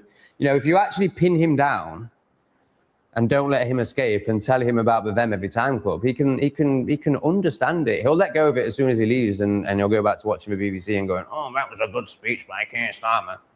And I imagine he's loving Andy Burnham's latest speeches. But he could actually get, like, if you try to do that with my mum, she gets to a place of like, But my dad doesn't. Like, my dad can listen and seems to be able to understand, even though he forgets straight away. But then, like, I think because of that is why he pretends to be even more art-harder than he actually is. So I think this, bearing in mind he's a blade, he's not even an owl. I think that's him making sure that I don't take him deep. Because he's experienced going deep with me before, and he doesn't want to do it again because he does actually start to realize, and that the last thing he wants to do is realize 5 years before he's about to die. You know, he's very much, so when I do take him there, and when he does start to understand a few concepts, his response is, "What can I do? I'm going to be dead in 5 years." And my response is, I totally agree. I'm not trying to change you. I'm just telling you the truth. And then I say, but there is, you know, some grandchildren that you claim to love. You know, maybe you could try and stop your daughter from poisoning them. Maybe. Oh, yeah. He doesn't even respond to that. He can't even respond to that because he can't do it. Because he's just going to watch his grandchildren get poisoned, so he'd rather pretend that it's not poison. Oh, plebs, they're so funny. So I don't know who this is. My old man was born still kicking. I don't think I can speak into that. It sounds interesting though. I think it's about sleep paralysis still. Ludwig is in the house. Lots of love for Ludwig, the writer. There are a bunch of the grapists at work, and none of them are impressive. Yeah, totally. They've all learned out of the book. It's got to be experience. It's got to be shadow work. They don't know what they are doing. Their lazy reliance on trite language is so silly, plonkers. Yeah, I mean, most of them are libtards. They're just doing it out of the book. Heart to Heart has got a cat joke for us. I really hope it's funny and I don't have to pretend to laugh, because I will do it because Heart to Heart has paid me so much money. So that is ego. So my ego still does have some control. I noticed myself, I can't remember who it was, but I noticed myself pretending to laugh at a comment the other day because somebody had chucked a 5 in, but I didn't really think it was funny. So I hope I don't have to do that with you, Heart to Heart. They feed me, shelter me, and love me. They must be gods, a cat's prayer. Oh, that's a dog's prayer. A dog's prayer. Oh, this is going to be good. They feed me, shelter me, and love me. They must be gods. A cat's prayer. They feed me, shelter me, and love me. I must be God. It's fantastic. I don't see it as a joke. I see it more as a parable. No, not a parable. That's too strong. A simile, a story. Just a very amusing truth. It's really good, Heart to Heart. It's really good. A dog's prayer. They feed me, shout me, and love me. They must be gods. I must be God. Yeah, I mean, to be fair, I'd go with a cat on this one. As in, my ego would, obviously, as people can see, I think I'm an enlightened guru when I'm just a spastic child. So I'm more in the cat category. Oh, DMS, yeah, this guy's on it. The Duke of Death is on it. DMS 5, isn't it 5-0 or something like that? DMSO, or maybe he's talking about something different. Oh, it's just a bunch of lies. Hang on, I think we're talking about something else. I don't know what DMS5 is. It's a bunch of lies. They make it all up. They make up all of these mental health diseases in order to pump, in order to pump those pills to children. So this guy's on it, or woman's on, this person's on it. I don't know what they're referring to, but you could replace that with ADHD, neurodivergent, all of these stupid labels they've made. The best one is that, fibromyalgia, where somebody's so traumatized and so repressed that they're starting to feel it's physical pain. So they give them this title of fibromyalgia, which basically means we don't know. And then people are like, I've got fibromyalgia. I can be a victim and wear this label and never do any self-work now. Oh, thank God for that. And it's always like fat, blue-haired, repressed people. So yeah, I totally agree. All of these, I think autism is potentially a real thing, but also I think that, it's potential just enlightenment, as in like they have a no bullshit filter. But yeah, all this new stuff, neurodivergent. I mean, ADHD is obviously just the hunter of the tribe, is the one that's alive, is the person with energy, the one that hasn't been completely shut down and repressed by the system. So yeah, they can stick their pills up their arse along with their labels, and they can go fuck. Yeah, it was good, wasn't it? Caluso. What's that from? It's Cavonia, an advert, isn't it? For some mouth poison when you can just use baking soda and water, which is way cheaper and doesn't poison you and works even better. Honestly, guys, any mouth infections, baking soda and water, unbelievable. It's crazy, Tom. People like your dad, so old, yet no desire to find the real truth. It's amazing, but it's also totally understandable because it's very scary. The truth is really scary at first. And then it does set you free. It really does set you free. It set me free, but it took 10 to 15 years. It amazes me. Maybe not naught desire, maybe thrown into chaos and confusion and struggling to find their way out. I think it is naught desire where my dad's concerned and where that generation is concerned, where that level of consciousness is concerned. It is naught desire. And I think what you might be saying in the last bit of that comment is basically, the only way what they will awaken is through absolute chaos and tyranny. That is true, but I think that's also true for you and me. It's certainly my experience. If I hadn't have experienced any bad things in my life, this is why I say that everything's meant to be, even if it's going to jail. If I hadn't have experienced any bad things in my life, I would be an absolute plebeian. I'm just going to switch this light off. Because why would you do the work if everything's going well? Like people who don't know that, they don't realize how powerful the ego is, like how good it is at tricking you.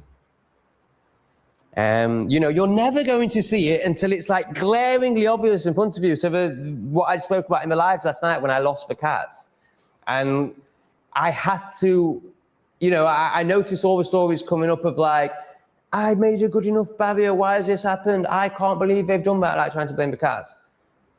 And then I, you know, through the utter humiliation of having to ring up the people that I'd adopted them off and say, I've lost your cats, like less than 24 hours after having them. I had to see how my ego was making up stories that I would not have seen if it wasn't for that utter humiliation. Just to clarify, I didn't actually lose the cats if you didn't watch yesterday's live stream, but for 3 hours, I thought I'd lost the cats. And that was like 12 hours after getting them. But really, they were just hiding in a very hidden place. Rachel, sleep paralysis, I had all of it, including mini naked skeletons. Oh my God. Of course you did, Rachel. Do you think it's a reflection of your insanity? I'm joking. I'm open to it. I'm kind of joking. You know, it's an offering, but it's not a knowing. You know, it wouldn't surprise me if the more mental one is, the more mental what they see in sleep paralysis is, because the external is always a reflection of your internal. But I'm not speaking from experience here. I haven't experienced sleep paralysis enough to know. She's had it all, including mini naked skeletons jumping up my body, being dragged out of bed and sent flying around the room. For fuck's sake. If it was going to happen to anyone, it was, of course, going to happen to Rachel. Oh, Rachel, I love you. So I'm pretty sure this is a disgusting one. We'll give him a chance. That's why I drink every night. Oh, no, that's Rachel. Yeah, I mean, it definitely is a disgusting one, but we'll give him a chance. He hasn't demoned all over the chat yet, but he will do because he can't do anything else. Even if they dabble, sorry, I think this is speaking about people like my dad. Even if they dabble with the truth, they treat it they treat it like just another TV show, not really their reality. Wow, yeah, that's Spen, you're really good. Okay, yeah.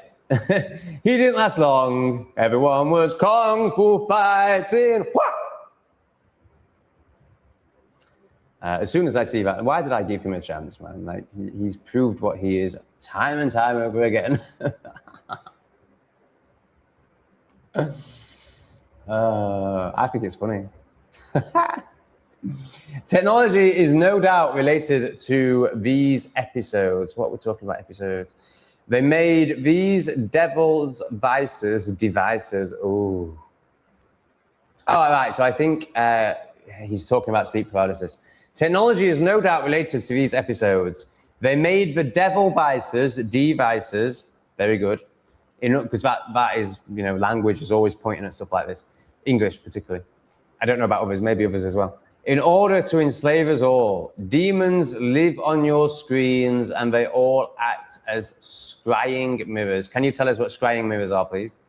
I like this person. I like this comment. I think they know stuff that I don't know. I'm really intrigued and want to learn more from this person. Right, so the devil's on the screen thing, I want you to speak, demons in the screen, I want you to speak more into that, because I really think there's something in it. You know, they didn't release a whole series called Black Mirror for no reason. It was all about dystopian demonic shit that's now our reality. Remember when you were watching that and you were like, whoa, imagine if this was the case. And then 5 years later, it was suddenly the case. Lol. Yeah, so I often fall asleep to a YouTube video. Not, you know, obviously I'm not watching it. I'm just listening to somebody talk about some Greek philosopher. And I can feel, and I did speak about these, they're not actual Alan Watts videos, but, you know, someone who's taken Alan Watts videos and they seem to pop up a lot. So, you know, when YouTube just plays the next video and decides what it is, well, this one comes up a lot. An Alan Watts video with this over it.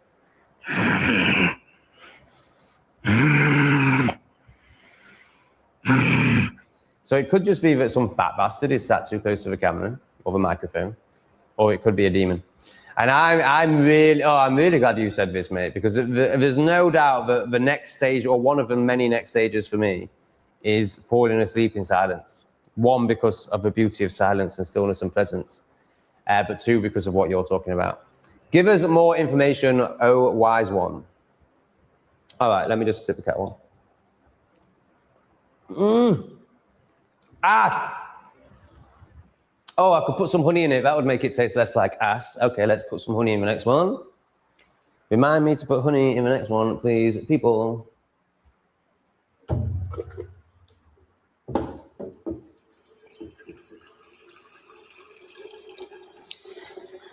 Oh, I'm not even going to drink the last third of it. It is complete ass. I can notice the one that is the part of me that is conditioned into scarcity and lack. You could call it Scrooge mentality, but it's really scarce. It comes from the story of scarcity and lack, which is obviously nonsense. Oil recreates itself. Oil is never ending, for example. This earth is completely abundant and can completely support the minuscule amount of people that's on it, compared to its abundance. But I can notice a part of me that's like, oh, you can't throw away a third of the coffee. Yes, I fucking can, and it tastes of fucking ass, and I love myself. I don't care about 0.5 pence just going down the sink because it tastes of ass. And I'm far too good to be drinking coffee that tastes of ass over fucking half a penny. You silly pleb parts of me. You silly repressed parts of me.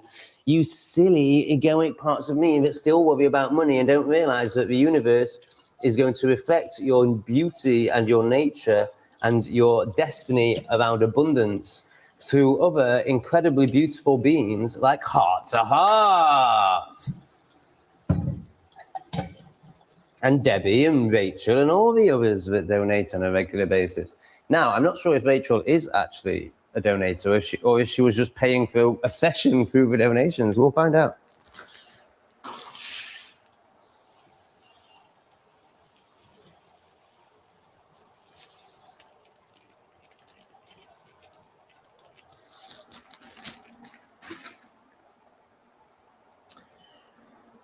Alrighty then. It's a very slow kettle.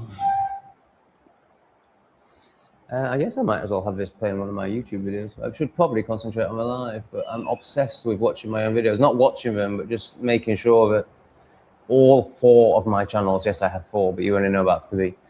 All 4 of my channels have watched all of my videos, so it's quite an admin task. Also, it's my ego and it's me not trusting, so it is ridiculous. But anyway, I've just done that. Oh my God, why is this knobhead on my screen? As if we're giving him analytics.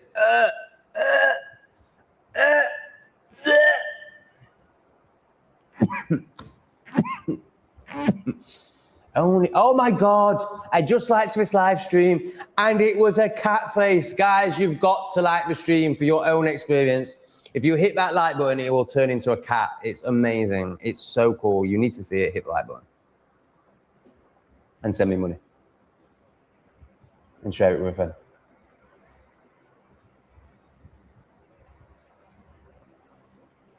What's this one? Oh, it's at Rachel. Closer. Yes, great point, Tom. Many people are also encouraged not to try and become great, avoiding the rock bottom inevitability moments in life. That moment where it is just you alone with nothing. I laugh because it's perfect. I love you. What does Heart to Heart think from her very wise, enlightened place about sleep paralysis? Sleep paralysis is how I began my journey, which led to astral projection without any plant medicine or psychedelics. It's tricky and deceptive astral realm. Beautiful. So it's, yeah, obviously it's going to be part of a spectrum because everything in life is. So it seems from Heart to Heart's evidence gathering experience, the spectrum is sleep paralysis and astral projection, and they're on the same spectrum. So this will really stroke the egos of everyone who's experiencing sleep paralysis, because actually you're experiencing part of the spectrum of astral projection, which of course, if you're egoic, you'll be absolutely desperate to experience. Because and I say that probably as a projection because I've never experienced it. If I'm honest, that's probably actually why I'm slagging it off. I'm not slagging it off. I totally respect astral projection and lucid dreaming, which I kind of put in the same category because I haven't experienced either, so I don't know. But there's definitely some wanting to do it down because I haven't experienced it. I just want to acknowledge that egoic part of me and show it to you all. In the hope that you will start to be able to do that for yourself, or it will help you enhance that, or it will, yeah, it doesn't matter about the haters. So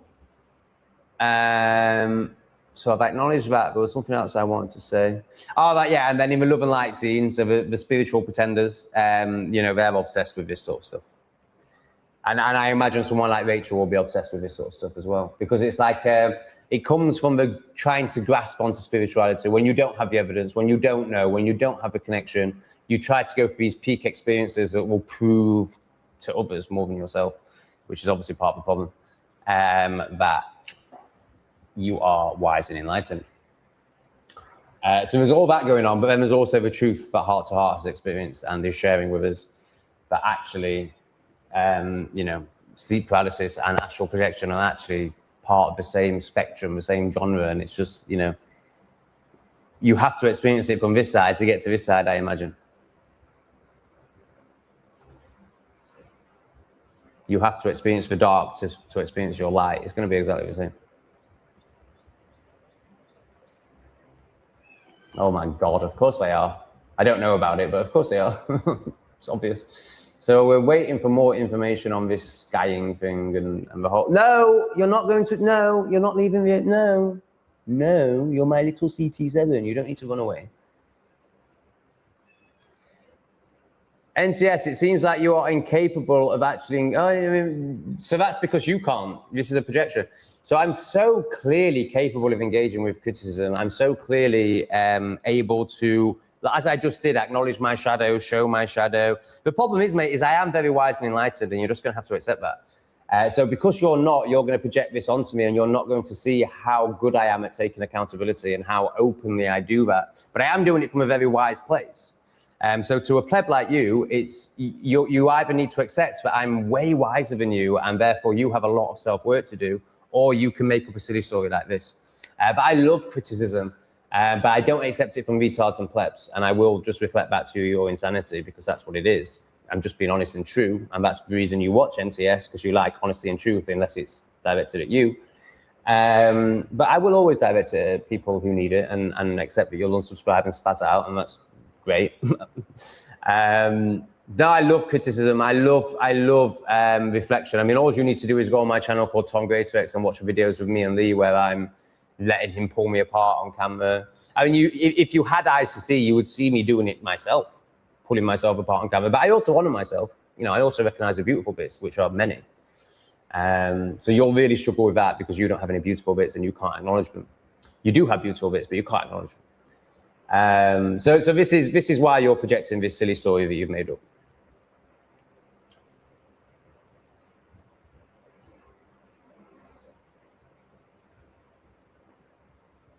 Oh God, is this a safe space for you? Yeah, it's a very safe space for anybody who wants to experience themselves. You don't want to experience yourself, so we're going to delete and ban you because this space isn't designed for arts. I do hope you have your awakening soon, and I hope you can join us one day.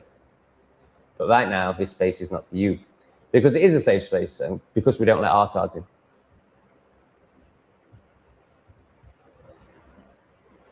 Apart from Sophie. But if you don't give Sophie attention, she soon F's off. As you can see, she's only here for attention. No, I don't often. I do sometimes, and I've had periods where I have consistently. But right now, I fall asleep to a wise YouTube video. But actually, this has already started shifting, and this chat we're having now is just going to complete that shift. I think 2 of the last 4 nights I have fallen asleep in silence. Now, there is also the issue with I live in Southeast Asia. So sometimes falling asleep in silence just isn't an option. Now, where I live in Cambodia, so that's one of the best parts of Southeast, well, probably the best part of Southeast Asia. But in terms of noise, I think it comes second to Laos in terms of quietest, but still Southeast Asia. And then there's also the design of my flat and the bedroom, and the fact that it has these big glass doors. So even if there is a bit of external noise, often I won't hear it in the bedroom. But sometimes it's not an option for me to fall asleep in silence, as in there'll be a faint boom, boom, boom, boom. Just the worst noise ever, the worst vibration ever. If you listen to that sort of music, then, oh dear, you've got a lot of work to do. Then I have to cover it up with something more high vibrational. But I don't think a YouTube video is actually high vibrational. Everything, Stacker, everything. Heart to Rachel. The astral realm is very dark in my, yeah, so this is the thing, like you get all these baby spiritualists desperate to experience this, but actually they have no idea what they're taking on. Like, you know, there's going to be, yeah, let's let heart to heart tell us. The astral realm is very dark in my observations. I managed to break through the binary code and married myself and became one with everything. What an inspiration.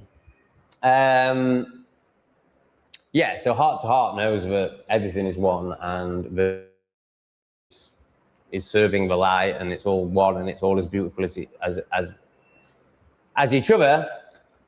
Like, you know, like as in like the jail, the business breakdown, the demonic stalker, all served me. You know, they were all helping me shine my light. So it's all beautiful. The tyranny in the UK, you could put into that category as well. And obviously I appreciate the other side where it's not beautiful, but I'm just speaking into this side right now, so try not to get too triggered. If all you can see is darkness. So of course, to fully, you know, to merge to the level that Heart to Hearts has, and to be, you know, in such oneness, you could also call it presence and stillness, beauty and love, then one will have had to have integrated all the darkness to get to that level of light, to get to that level of balance. So integrate all the darkness, acknowledge all the darkness, accept all the darkness to experience the light, and then integrate to balance. And that's, you know, terrifying until you realize it's all one and it's all serving itself anyway, and it's all beautiful, and you merge with everything. So intellectually, I understand what Heart to Hearts is saying.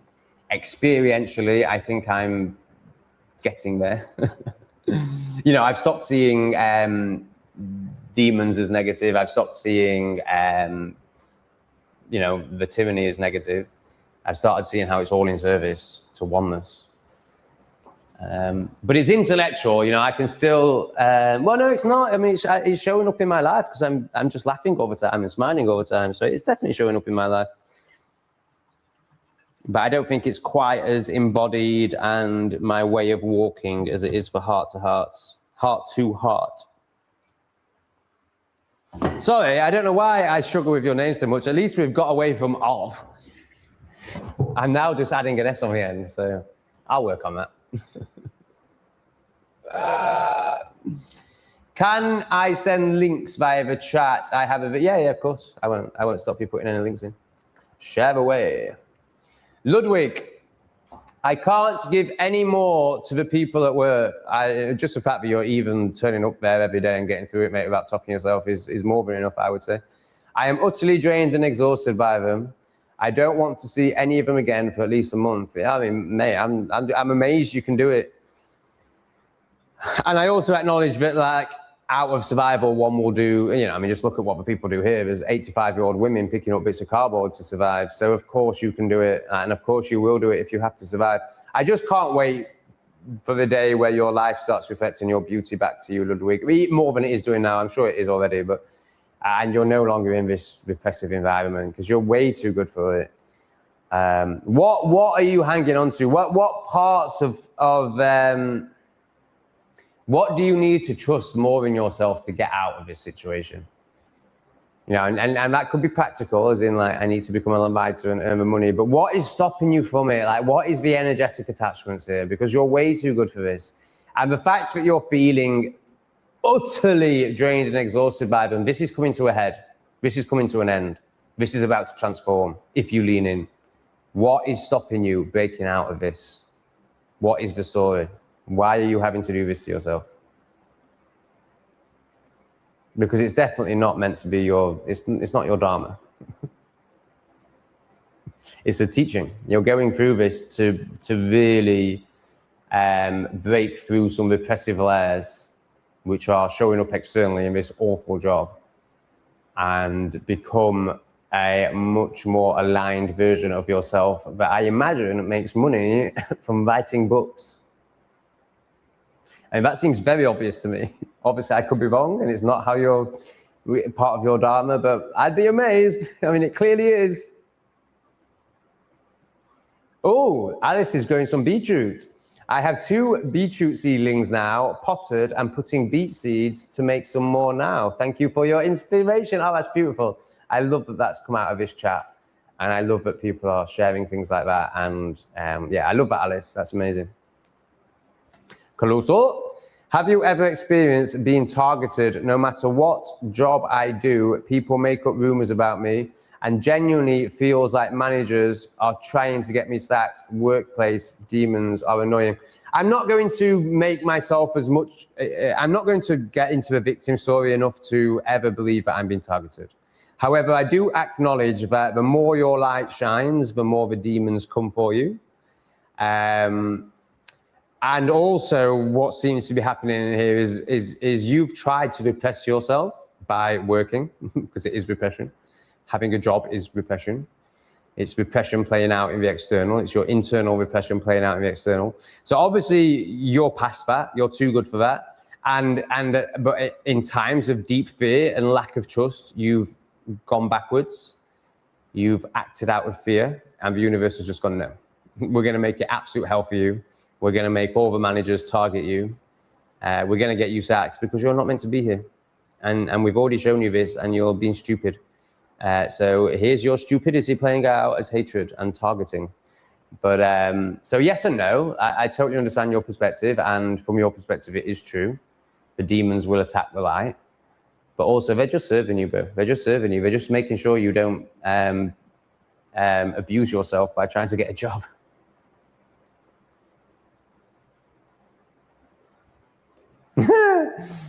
CT7 just peeps out of a cushion on the sofa, then bombed out. And now the other one is doing it cute. Oh, that's amazing. Hello, Feast Cats. Oh, they're so annoying, but they're so lovable. They're not annoying, they're great. Tom, I am not obsessed. It just happens to me. You never had it, so don't criticize me. And love, you haven't got a clue. So Rachel's getting defensive again. Her ego's getting defensive. I have experienced it, and I am right. Of course, a baby spiritual soul is desperate to have these peak experiences and prove to themselves that they're enlightened. It was only 2 weeks ago you were writing in the chat you were enlightened. So don't lie to yourself, Rachel. Stop being silly, Rachel. Rachel needs a little silly slap. You're doing well. Now you're going back to being silly. We've already done this RP, Nadja.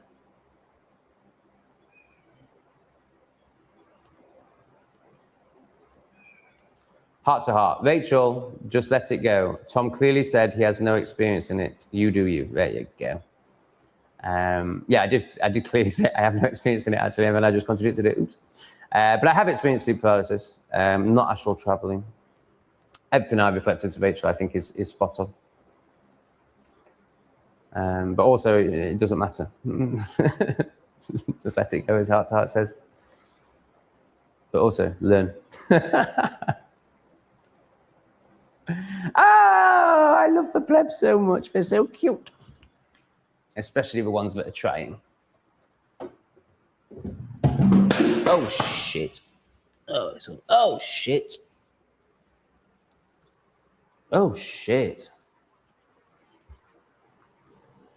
This has just occurred. I've just smashed my speaker. It's all right. It was only a cheap one from Indonesia. And I very rarely use it. Now I've got a TV. I don't use it at all. And it flashes fucking LED lights. Like, oh my God, it's such an art speaker. But all speakers are now. Like, can you even buy a speaker without flashing lights anymore? I don't think so. You can't even buy a charger without a blue light now. I mean, it's just getting insane. But then we do live in an insane world, so it's not really that shocking, is it? This is what happens when you live in a world run by shape-shifting lizards, it seems. Which is always good fun. Think about it though, if it is this soul journey thing, if it is some sort of soul school or whatever it is, whatever, you know, the majority of, you know, love and lighters think, this is exactly how you design it. You'd want the computer game to be completely crazy. You'd want like the hardest bosses that you have to defeat. You know, how boring would it be if we were just like peasants in a field every day? From a computer game perspective. Like, as if you'd want to play, what computer game do you want to play? Do you want to play the one where you have to shoot loads of zombies, or do you want to play the one where you plant crops? Like, of course, the majority are going to choose the zombies. Well, hiya. Hello, 3D reality. Of course, this is what you choose. We haven't had a donation for a while, which isn't a big problem because, you know, Heart to Hearts has done her thing. But yeah, we definitely need a bit more. So I'll go on to at least 2 hours, so another 9 minutes. But yeah, I feel like I need some more money if we are going to. So I'm pretty sure he's come back. He's just. How can anyone who creates multiple profiles, who spends their time like they're so disempowered, they're so jealous of YouTubers. Like, they would so love to be a YouTuber, because obviously no one's ever listened to these people their whole lives. So it probably started with their parents. The reason they're so repressed and so retarded is because they've got a huge rejection wound from their parents. Their parents didn't even listen to them. So therefore, they obviously play out this wound into their adulthood, and nobody ever listens to them. They get no respect, they get no attention, because they are disgusting people. And then obviously YouTubers, they just can't stand them, because they get everything that they don't get. And so therefore they become these hating demons. But like, when it gets to a stage where your whole life is making profiles so you can jump on a YouTuber's live stream and get deleted in 30 seconds. Now, why does that taste so much better? Because I didn't put honey in it. What's going on? That tastes so much better. Now, I brewed it for longer. Maybe that's what it is. Wow, that actually tastes nice. That's bizarre. It's the same coffee. It must be because I actually let it brew rather than using my fork to make it faster. I'm so enlightened and present and zen.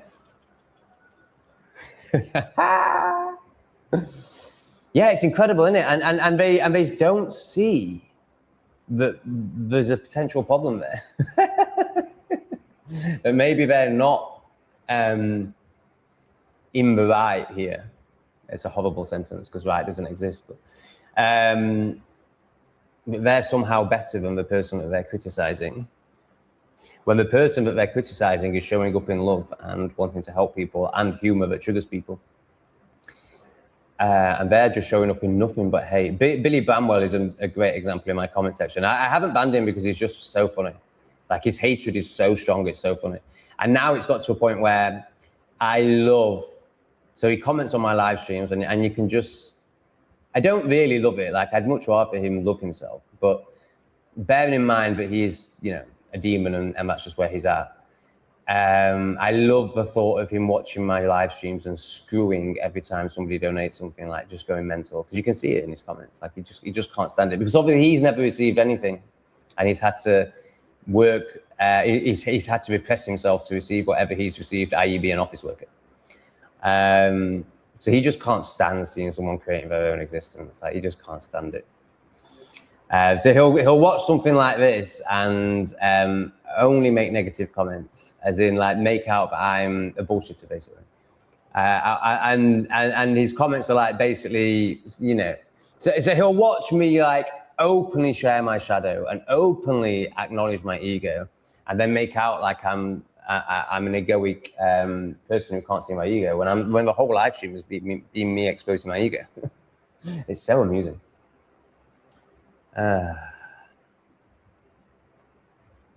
But really, you know, like really, that's how it makes me feel. Whilst they don't affect me, and I've let go of it all, any attachment to people's opinions, it does sadden me. Overall, it saddens me because obviously I want the best for everyone, which is why I do this, and of course to earn the shekels. But it's why I choose to earn the shekels in an aligned manner, because I'm much more interested in service than shekels. And once you become aligned, the shekels just come to you through your service.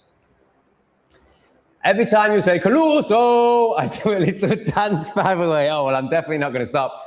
So isn't that interesting? But the first comment that I thought, okay, we've done the Caruso thing now. I'm going to stop doing that, and I'm just going to read it. He tells me that he does a dance every time I go, Caruso. So obviously, it's never going to stop now. Every time you say Caruso, I do a little dance, by the way, giggle with my fingers pointed at the sky. That's just so amazing. It could get a bit tiresome now, because now you've told me that, I might just start shouting out random Carusos. Hey man, I'm 30 minutes into your English refugees in Cambodia, so this must be a Patreon member. Brilliant conversation, just popped in to say that. Glad you are well. Oh, bless you. Thank you for your support. I wonder if you use a different name on Patreon, because I don't feel like I recognize you. But thank you for your support, and I'm really glad you're enjoying the Cambodia videos, and thanks for popping in. Lauren, I fell asleep in your 5-hour live and woke up to hearing, right guys, it's been 5 hours. I was so confused. Brilliant. Caruso.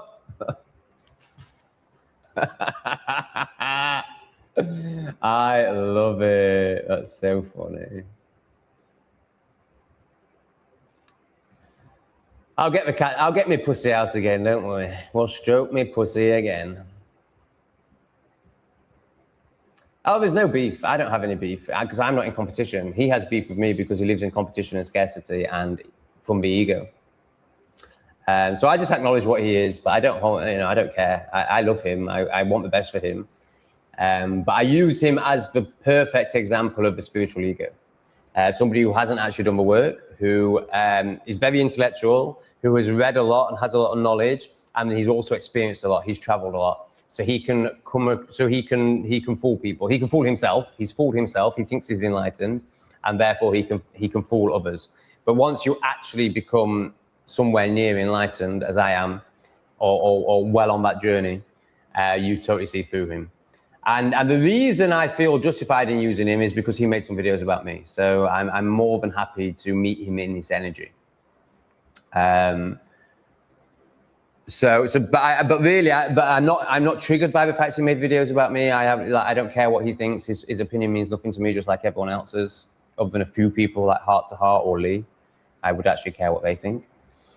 Because if I didn't, then I wouldn't be doing the work, because they can see from a higher perspective than I can.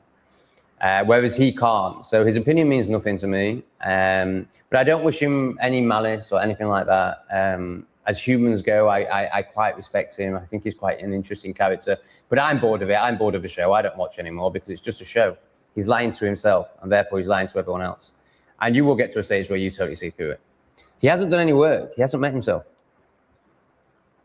He's still running scared. And he's just living in spiritual stories. You don't want to know. He's just a crap YouTuber. And he's not a crap YouTuber. You won't get anything from it. I enjoyed him when I was still in hatred, because he rants, because he rips his audience apart more than I do. And from a more angry place than me. Because he's actually really triggered by the fact that no one watches his videos and no one comments on his videos, because he thinks he's the most enlightened man on this planet, and he can't understand why people aren't watching his videos.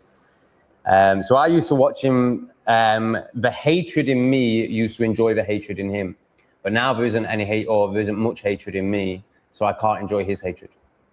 So I don't think he'll do anything for you, Riley. You certainly won't learn anything from him. I call him the asleep pussy, because he's not awakened and he's not brave. He's the opposite of those things. He's using his intellect and his high-functioning ego to protect himself from actually feeling anything and doing the work. I'm getting there after years of dark confusion, have done a lot of difficult work personally and with old family crap. Appreciate your videos, man. Cheers from Ireland always. Yeah, fantastic, mate. Good on you. You're doing it. You're doing it. And this is, you know, it's always dark at first and there's always loads of family crap to deal with. But soon you'll realize that, you know, they had to deal with the same crap. It might have a different story as such, but the same crap. And they were just doing their best, and you'll be able to forgive them and all will be fine. And then you'll go, and then you'll, you know, start to move from darkness to light. So just keep going. You're doing it. Well done. And I'm glad that my videos assist you in whatever way they do. That's why I make them. Particularly the Tom Greatrex ones. I mean, we're at the point where financially Tom Greatrex is pointless. You know, I'm getting 500 views a video, which is $2. So the only reason to make Tom Greatrex videos is to help people. And I must be honest, it did come up in me yesterday when I was, you know, spending 8 hours editing, like, why am I doing this? Why don't I just make English Refugee and Not Today Satan videos? Because they serve me. But actually the Tom Greatrex videos serve me as well. They're like journaling. You know, I see myself in those videos, as in I see my repressed parts in those videos. And often in the videos, I'll have an aha moment as I'm recording the video, because I'm speaking into it and seeing it. So they actually serve me. So when that story came up, it was soon dismissed because it was like, yeah, but that's not your purpose. That's not you trusting. That's you being in. I didn't have to go into all this, but this is what happened in a split second and why I dismissed it. You know, that's acting out of scarcity. That's acting out of fear. That's acting out of selfishness. Whereas I truly, it's not believe, I know that if I act for my purpose, I will see that reflected in my external. You could call it rewarded, but that brings in connotations of a man on the cloud taking notes and rewarding, you know, it's just ridiculous. So it's actually reflected in your external. And I know, I don't know this, I believe that the reason that channel is struggling so much is, well, on a 3D level, it's because I changed the name to something that YouTube hates. But the reason I really did that, the reason that really happened is because I have to go through this. I have to go through this solidification of commitment to purpose and people. You know, do I really want to serve people, or is it still my ego wanting clicks? Well, the ego came up in that moment, and the ego told me that, oh my goodness, she obviously likes what I'm saying right now. The ego told me to stop serving people and focus on what serves me from a purely material standpoint, because that's the only standpoint the ego can understand from. And let's just call it the higher version of me, but really it's just the bigger, more authentic version of me that's not the ego. Dismiss that, knowing that true service to self will come through my purpose anyway, because both are completely interlinked. I imagine Heart to Heart agrees, because as I was saying, what I think was fairly epic depth and wise. That was an awful sentence. I think I just shared some deep wisdom there. Now, of course, it could just be my ego telling me that and it was all nonsense, but I'm pretty sure it was deep wisdom. Heart and Hearts was just like, 20. Thank you, Heart to Heart. You are just so loving and amazing. And thank you for confirming my knowing. This is so true. Growing food is so healing. I you know, what you say is to focus the will. Also, it's just like a beautiful aligned hobby that, you know, gets you into nature. And then there's all the vibrations and stuff. But I think there's also something about, and someone did put it in the chat, and they spoke into it in way more depth than I can because it's their thing. But it's something about, you know, oh yeah, I think it was Lee actually. But you know, it's basically scientifically proven, not that you should need that, but many people do. That if you grow something, it will grow the nutrients that you need. You know, it knows you, it connects with you, it's part of you, everything is one. But you know, even if you see it as a separate thing, if you're growing a lettuce, it will grow and balance its nutrients based on your deficiencies. And it's just incredible. It's incredible. Everyone needs to be growing their own food. It's incredible. You don't have to explain yourself to Tom or anyone else. You are on your own journey. Nice.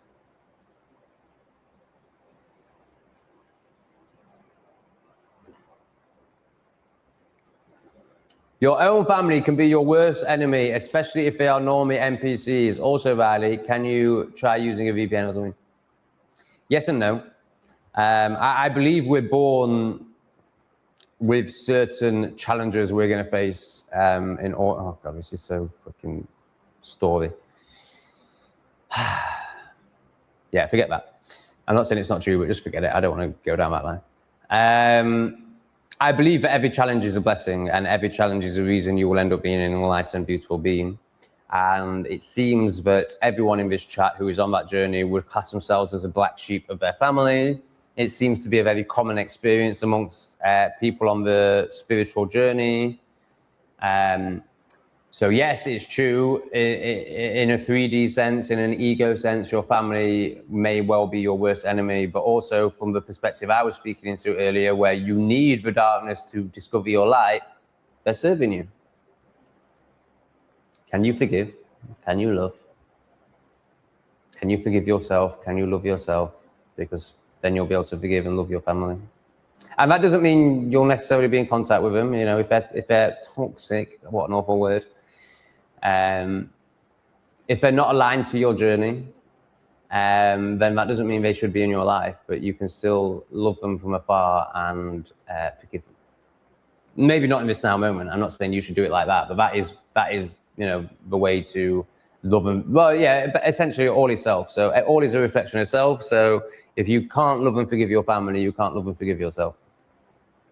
Do you want to love and forgive yourself? Rachel can get on BitChute by trying. Oh God, no, we don't want to be promoting that stuff. God, he's done it again. He's created another profile again. What a sad bastard.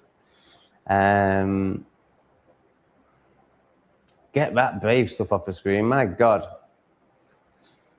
So if you use Brave, the content creator you watch is not being honored, is not being paid, is not being respected. So make your decision.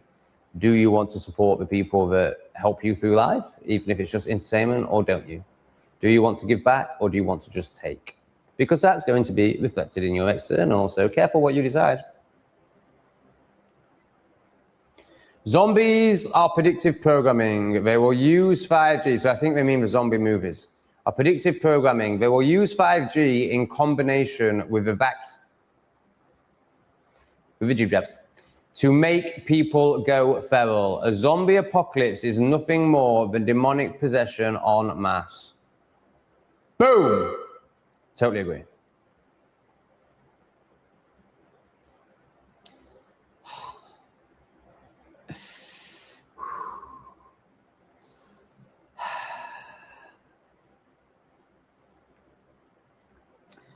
Look up the origin of the word zombie. It comes from African shamans making the dead rise from the grave to become slaves using black magic. That sounds like fun. They are known by other names such as reverends. You're really good. So I feel like you're new in the chat. Can you please make sure you come back? We do this most evenings. It varies between 8 and 12 p.m. And I also do it in the daytime sometimes, but depending on my sobriety. So you've not seen me in the day for a while.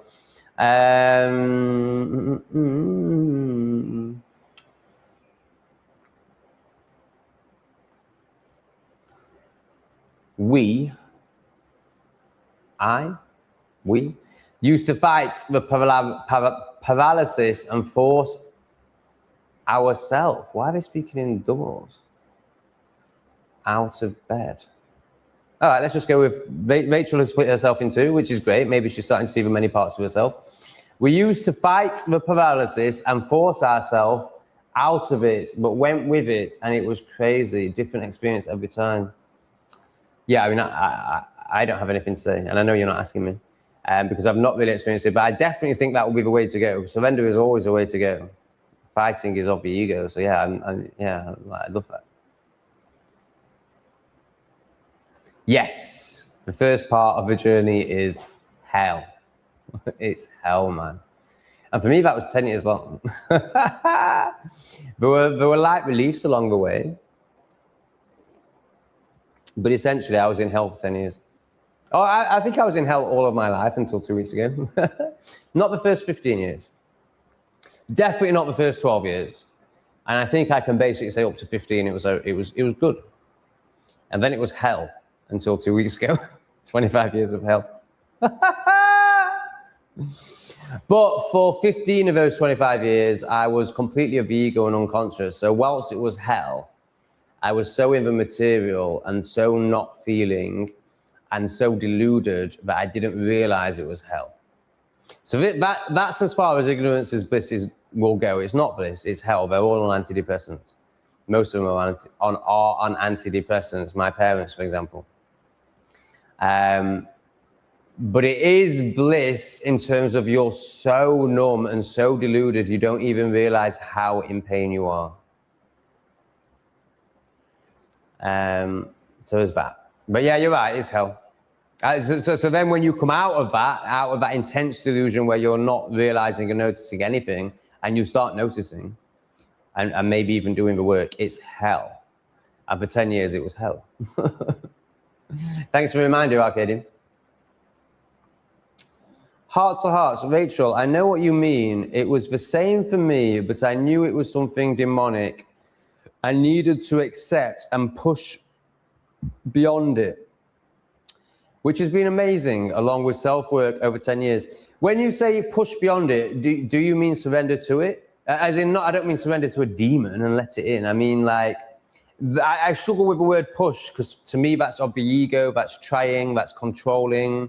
I would imagine, and this is a question, that the way you got past the dark bit and into the light bit, the astral projection, astral traveling, it was more through than, am I right or wrong?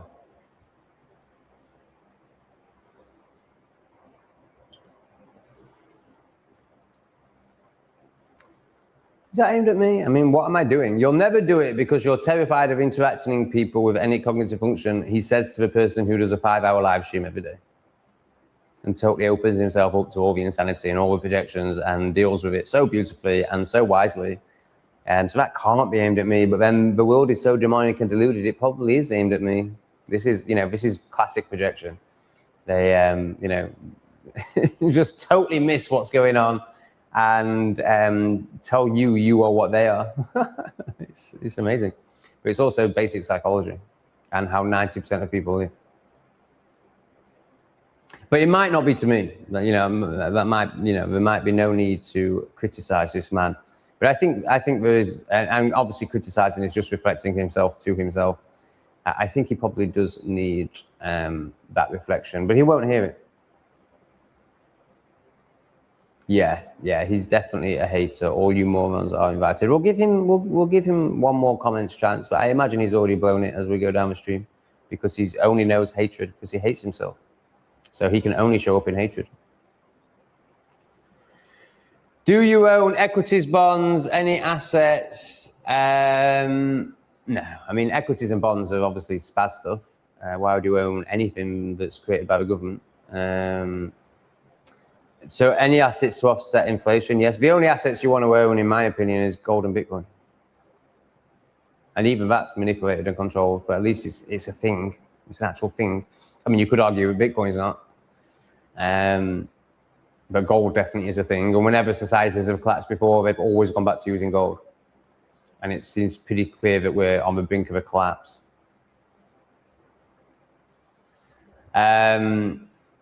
But yeah, I mean, government bonds, are you crazy? Don't they pay 1%? They pay less than inflation. And they're, backed by the government. Like, why would you be buying anything? Why would you be buying into their system in any way?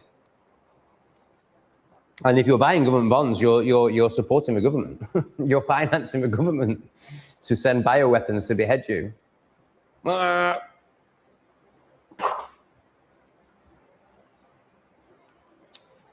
As an autistic guy, right, yeah, this is why you're so good.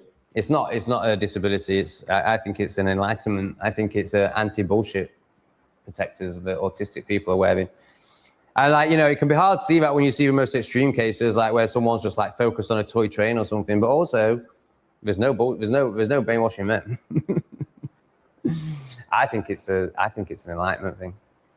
As an autistic guy, I felt personally violated when I had to when I had that succubus dream in which the demon tried to cowgirl me. What does cowgirl mean? As in inserts its penis into you and make you ride it? Is that's what I hear from cowgirl, but I don't know. I even felt its fangs on my fangs on my chest. My heart goes to you, ladies. Yeah, I mean, I can see why you would feel personally violated by having to ride the schlong of a demon, especially if you're not a batty boy. Isn't life funny? Oh, I love it. DMT makes me and others I spoke to who has gotten it from me. Is that really something you want to write in there? When I mention it, I often feel like we are on a flat plane. It's really interesting, but DMT seems to be the only plant medicine where everyone basically has the same experience. Like if you serve 50 people ayahuasca and you ask them all what their experience is, they're all going to be completely different. Whereas DMT is not like that. Like people report a white room, these elves, there's really similar stuff to people's trips. It's very interesting. Yeah, it's definitely all flat when you smoke DMT. But it's also flat when you don't smoke DMT. Does it feel like you're like this and spinning around? Or does it feel like you're like this and still? Trust your senses, people. Your senses aren't lying to you unless you're completely retarded. So, that's the problem. All right, so this is awful. I mean, Tom just admitted Hat the Tom Greatwich channel is a form of journaling therapy for him. Like, what do you mean? Like that's beautiful. And like he admitted it.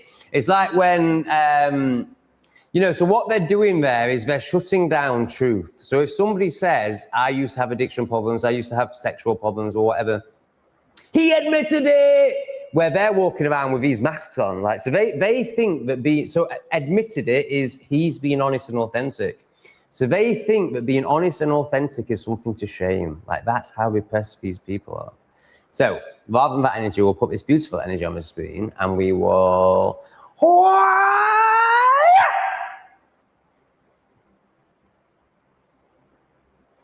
So he's just desperate to not acknowledge the truth about himself. And obviously I reflect the truth about himself to him very strongly. So he has one of two options. He can crumble and feel the pain that Arcadian Saka just spoke about, the hell that's going to go on for years, that is the awakening journey. Or he can do what he's doing and keep pretending that I'm the problem and not him. But he's living in absolute misery and darkness, and it will lead to disease, which is great. These people get what they deserve. And I mean that from there was my ego in that for sure. But I also mean like he needs it. Like he needs snuffing out. Like he's not going to awaken in this life. It's a waste of time. He might as well get disease and try again. Come back with a slightly easier dharma, a slightly easier path that the pleb might be able to actually follow. Okay, there's a lot of my ego in there. I'm really criticizing this man now. But he deserves it. Fuck him. Space is all fake and gay. We barely know our oceans.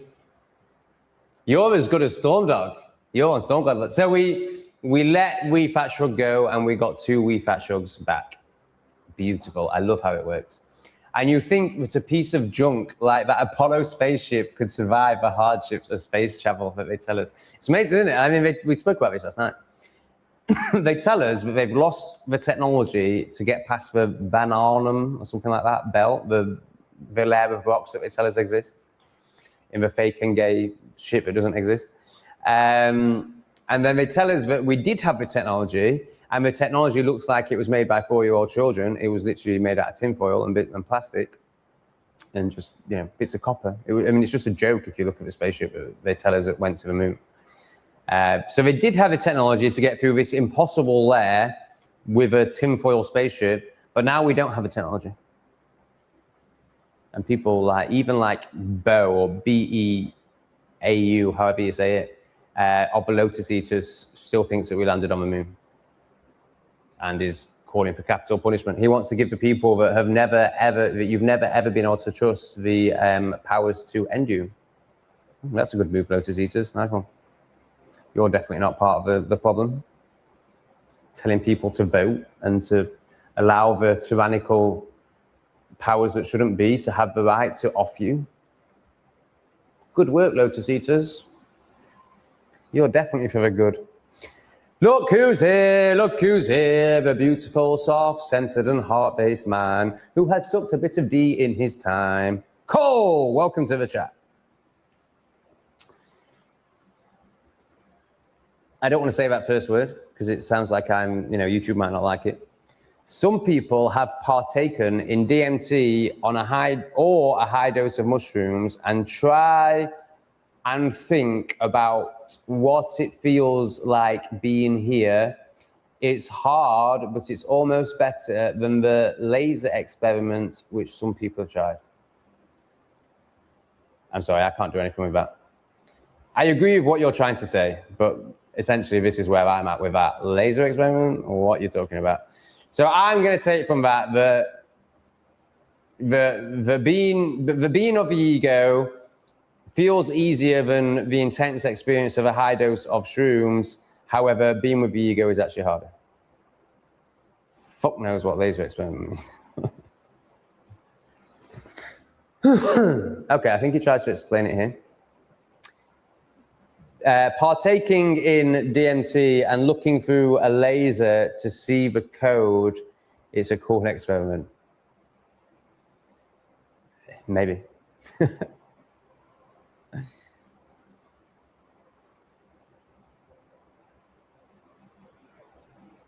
Okay, great. All for it. So Alice is not recommending watching your favorite your favorite YouTubers, your favorite content creators on a, what do you call it?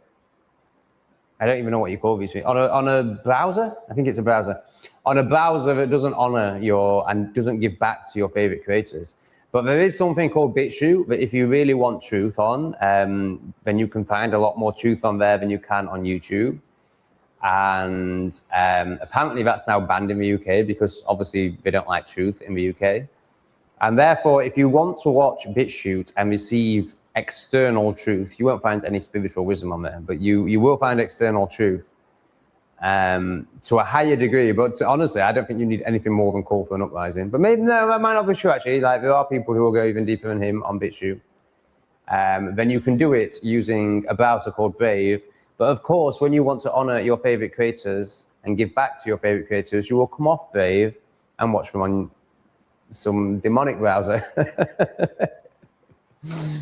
so that they get paid and they don't quit. Love it, Alice. Love you.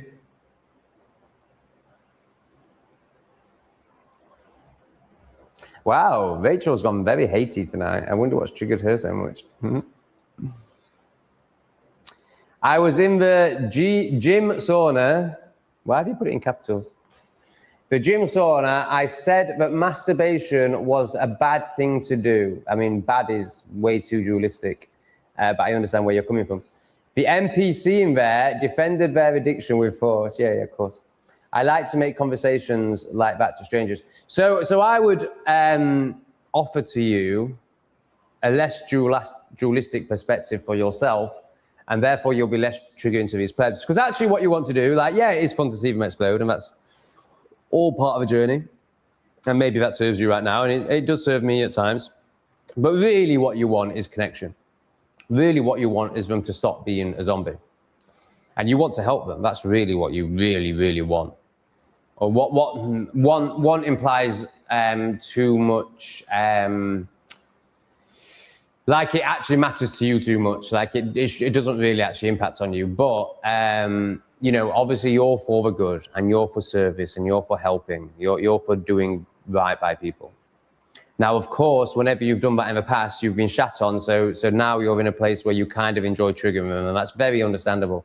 But really, that's been forced upon you through their zombiness and their hatred of self, which has been projected onto you for so many years. So really what you want is to help this person and see them awaken. So I would suggest that if you're going to broach this interesting subject where there's definitely truth in what you're saying, don't use such dualistic, polarizing language like bad. Because the minute you say what he loves doing and what he does all day, every day in order to cope with his miserable existence is bad, you've shamed him. And therefore he has no option from his zombie place to react from the ego and to get aggressive or, you know, project, or, you know, the way that demons just behave. It's not really demons, it's egoic people behave. And that's not really what you want. Like, yes, you can hold it. Yes, you can laugh at it. And yes, your ego can get off on it. But really, your soul doesn't want that.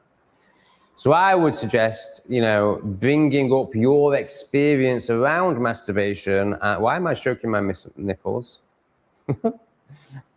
Kinky. I only noticed it on the camera. Lol. I'm not into nipple play at all. I hate it. Either to me or when others want it. Like, so many gay men want you to do stuff with their nipples, and I'm just like, no, I'm not interested in your nipples. That's all I want.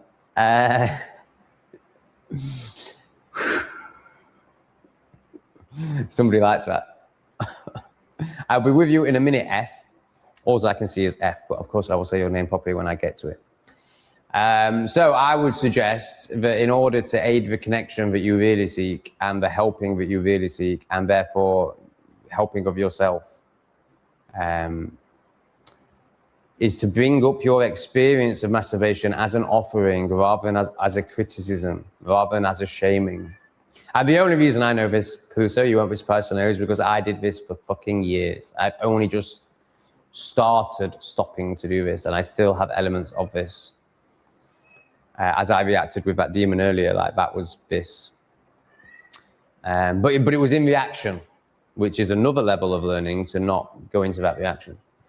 So yeah, there's an offering for you, Cluso. I think it will serve you well. I know it will serve you well in terms of your service to others, but more importantly, your service to self.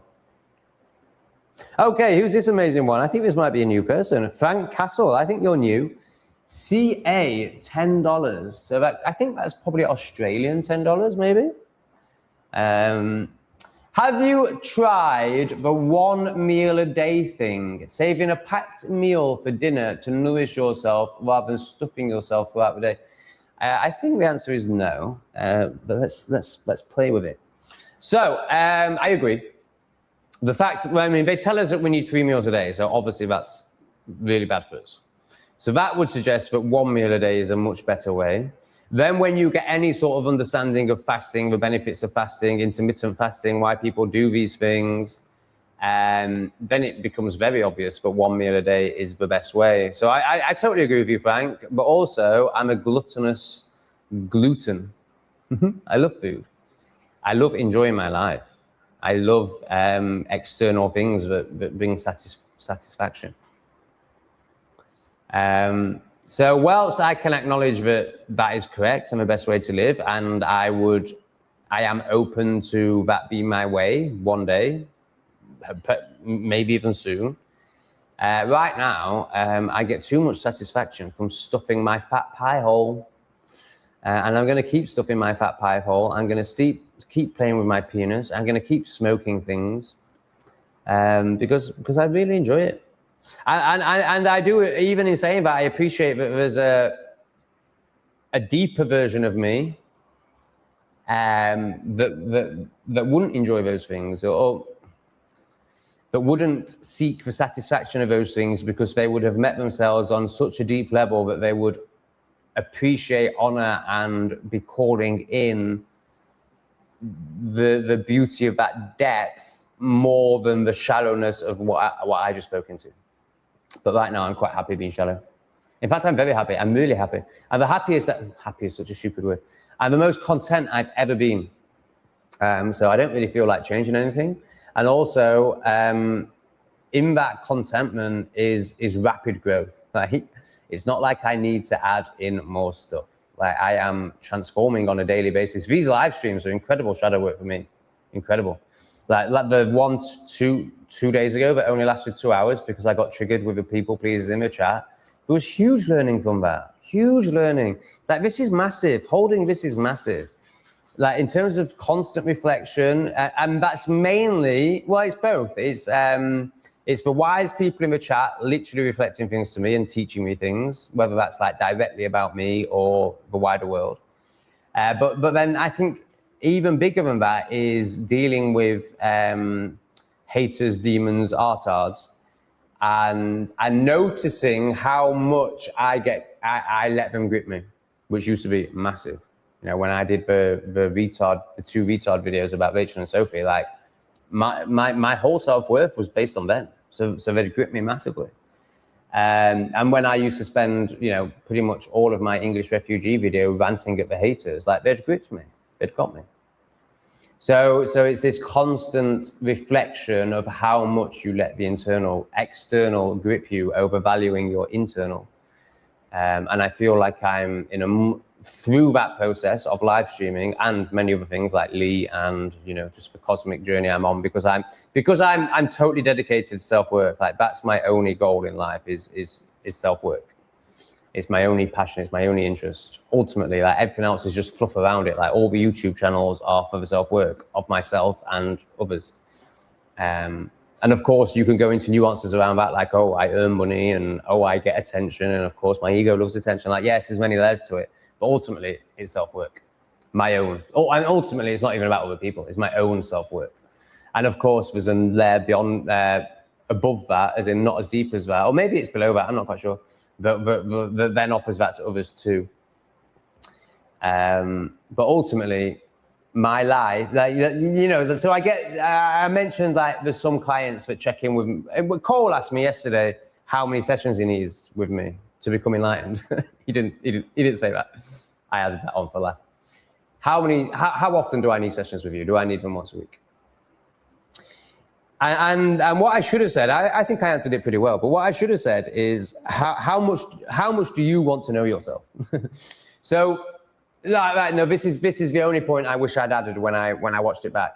I referred to some people who have a monthly session with me, and I said they're not making much progress. What I should have pointed out is they're making as much progress as they're ready for, and it's beautiful and fine and divine. I think I did point that out. But what I should have pointed out was the reason they're only having one session a month is because they're not really leaning in. So here's the difference. The reason they're not having a powerful journey isn't because they're having one session a month. It's because they're not fully committed to the journey. They're still living externally and value things like friendship more than the depth of their soul. So the reason they're not having what I see as the most powerful experience isn't because they're having one session a month. It's because they're not aligned to it. They're not there. They're not fully surrendered. They don't fully appreciate the value of the journey. They still value 3D human life over the soul's life, the soul's journey. And therefore, they only have one session a month. And then obviously, therefore, they're not really breaking through. But they are to the point that they can.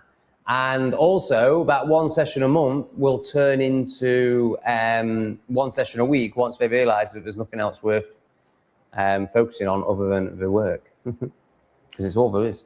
And everything that they want to achieve, everything that they're avoiding doing the work for and focusing on this human life to try and create a reality that they enjoy would actually happen if they did the work. So funny. Top, you have to, oh, Rachel is going to tell me now. Rachel is becoming the cheat. Yeah, Rachel's gone fully into her ego tonight, it seems. Tom, you have to surrender to the sleep paralysis, and when you do, it's terrifying. Yeah, that's exactly what I just said to you, Rachel. You're just repeating my words back to me.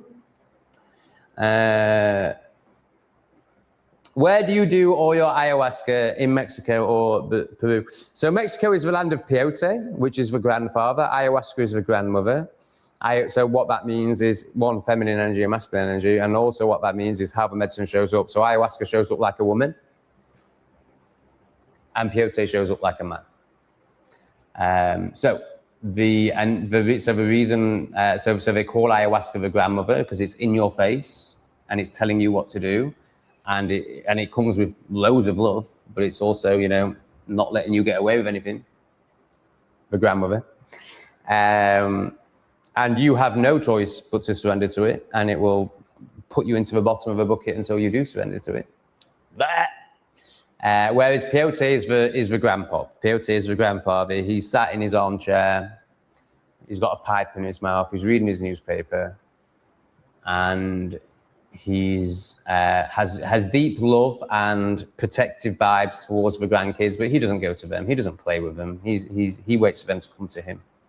So you have to work much harder with peyote. You have to meet peyote. So the reason I bring up peyote is because that's the medicine that comes from Mexico. I'm almost certain that ayahuasca won't be found in Mexico. However, Peru is where you will find ayahuasca, along with Brazil. The Amazon, basically. Oh, I'm getting tingles as I said that. Maybe it's time to drink ayahuasca again. So, yes. The issue is if you go there, you're going to get off a bus and you're going to meet somebody with a sign that says ayahuasca ceremonies, and you're going to go with them. And you basically, like, you would have to live there for months before you found a true shaman with lineage. Or you can email me and pay me £50 because it will take me quite a bit of time, so I won't pay for it. And I have to contact people that I don't really want to contact. And I can give you the, after a couple of weeks and messaging a few people, I will be able to give you the details. And of course, if I wasn't able to, I would refund you £50. But I'm confident that I would be able to give you the details of where you can do it in the UK, where somebody called Asi from Brazil, or is it Brazil, who has a lineage of at least 7 generations around serving ayahuasca, has been drinking it from the age of 2, went into the jungle at 14 for 3 days on her own with nothing but ayahuasca. She knows this medicine. I could give you her details. So you'd be in a, you know, there's a commercial element to it still. You'd be in a TP with 50 other people. There would be 10 staff members, all of whom have a great connection with this medicine. 2 of them would be from Brazil, the shamaness and her, what do you call it?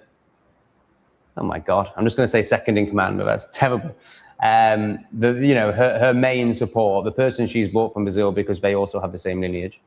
And then the other 8 people would be the peyote shaman that I refer to a lot, the English peyote shaman, and his team. So, you know, people who are very experienced with medicine and how to help you through it. So that's actually a 1 to 5 ratio. It's pretty good. You will get all the attention you need. Now, bearing in mind that 50 of the people in that TP will be very experienced and won't need any attention from the staff. So actually, it's 5 people for about 20 people. Sorry, it was 1 in 10 before, wasn't it? Now it's down to 1 in 4. So you know, if you want the peak experience, then yeah, you need to go to Brazil and Peru. But if you want a very close version of that, where it still has the lineage and the knowing of the medicine, then I can hook you up with that. So you can email me if you wish. Here is the email. So it's Friday, Saturday. It's 2 nights. So you'd get there at 4. It'll be in Devon. It may also, there'll be 1 or 2 a year that will be more northern than that, but in general, it will be in Devon. Oh, you're going to have to support yourself because I need 2 hands.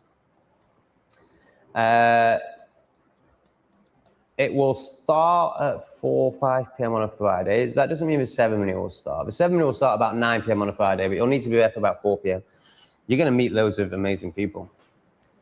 Why am I almost about to click end stream? I don't want to end the stream. I want to post a comment. Fucking hell, that would have been a disaster, wouldn't it? And So you'll start drinking the medicine about 9, 10 p.m. at night. That will go on till 5, 6 in the morning. Then you'll just be in beauty and love. And what it does is, so you're with 50 people, 30 to 50 people, who have all been on this incredible experience together and have all just had all the layers melted away. And suddenly you're communicating with people in a way you've never communicated before because you're all open and vulnerable and honest and you've got rid of all the bullshit. You haven't really. You're still in the medicine. You know, you need to integrate the lessons of the medicine to take that into your life. And you won't be able to take it all into your life because on a Monday morning, you're going to have your boss in your face and you're going to have to put a layer over your heart that the ayahuasca took away. But you've experienced it and you know it's true. And you will take little bits of it each time. And then you'll spend all day Saturday just in love and loveliness. There might be a part of you that's like, so the first time I did it, I was gobsmacked that we were going to go through it again on a Saturday night because it was so harrowing and so intense. But I actually, the only way my ego could cope with it, the only way that I, as an egoic person, could cope with it at the time was to tell myself that the second night was going to be different. And there's no way they're going to do that to us again. Because obviously I'm going there expecting them to serve me. And they are serving me, but not in a way I understand. You know, when I first met the peyote shaman, who is basically, you know, a rock star, well, I saw him as a rock star because he had a guitar and music is a massive part of his ceremonies. And I expected them, I saw it as they were performing for me because I paid them. And that's all we know. Like the only fame you have is going to a football match or going to a concert and then performing for you and you clapping along. You just receiving, no giving from you. Whereas the peyote shaman and the peyote medicine will teach you giving back. So he talks about becoming a transmitter rather than a receiver. And that's shown through song. So him and his team will sing all night and he's constantly encouraging you to get on your knees, get up and sing. Because that's part of the process of healing, learning to give. Oh my God, it's bringing tears. Oh, I love that man so much. I love that circle so much. He's taught me so much. And, oh God, yeah, I really miss him. Oof, it's been too many years since I've seen him.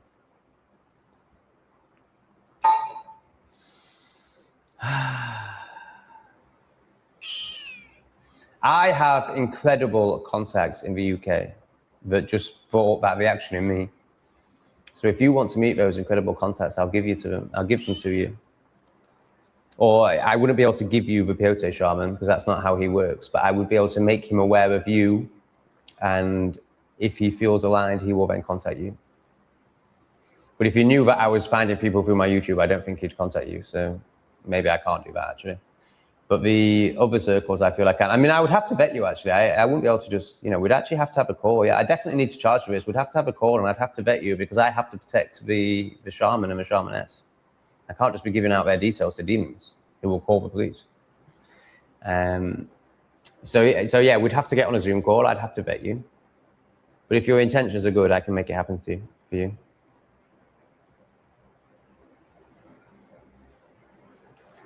I have been through quite a cocktail of pharmaceuticals after a breakthrough, but you just haven't surrendered yet, so it's still showing up as a breakdown. At about 20 years old, I grew up around hippies, etc., spiritual healers, so that was interesting. Yeah, I mean, the language you're using shows that you haven't surrendered. You're still resisting, because if you see it as a breakdown rather than a breakthrough, I mean, can you see potentially with this new perspective I might be helping you find right now, that on the other side of that breakdown was a much more beautiful version of you, a much more aligned version of you, a much more content version of you. So therefore, it wasn't really a breakdown, was it? It was a breakthrough. And the breakdown experience is us experiencing the resistance that we have to the responsibility we have to take to become that new version. That's all it is. And if it goes on for a long time, then you're just heavily in resistance. And it's inevitable that the first few times it will go, especially at that age, that's obviously going to be one of the first times. You know, my first experience with the dark night of the soul was probably 15 years. From the age of 15 to 30, before I finally went to Machu Picchu and then started asking some questions rather than telling myself I knew everything. Lol. All right, where are we at? We've done 2 hours 44. We've had lots of money. It's been lovely. So I'm going to do 3 hours to thank these amazing people. So we're going to do another 15 minutes. If you want more than that, then you can throw in $5, $10, something like that. It's $10 for every half hour, basically. So 5 will get us another 15 minutes, and then somebody else might chuck in a 5, and then we'll get half an hour. That tends to be how it works, although Rachel's triggered tonight, so Rachel's not doing her thing. No Sophie today. So Sophie will only be here if she's getting attention. And really, that's my attention. So I stopped giving her attention on yesterday's live stream. I realized, you know, what's going on here and how severe it is. Like the only way, right, is it Strawman? Strawman's looking for her girlfriend. The only way, what was I saying? The only way I can currently rationalize Sophie's behavior is that she's actually art-harded. Now, obviously, I don't want to poke at that. I don't want to make fun of that. I don't want to even try and help her, because if she's, you know, special needs, she's special needs. And there's definitely a level of intellect that's needed to do this work, which clearly Sophie doesn't have. So I've totally stopped giving her anything. I've stopped bringing her up on the screen. So then she started emailing me. I started getting lots of crazy emails from her, which obviously I've ignored. So she copes for a little while by getting the attention of people like you and in the chat. But that's not enough for her. She needs my attention. And if she's not getting it, she's not interested. Like that's the only reason she's here. She's not here to learn anything. She's not here to listen to the wise words. She's not here to get the entertainment from the sense of humor, because she just needs attention. She needs constant attention. And I'm not giving it to that anymore. So she'll go to another YouTuber that gives her attention. Push through the paralysis. Yeah, but it's still that push language. Like, I don't, you know, this is just semantics. It's so subtle, but I think it matters.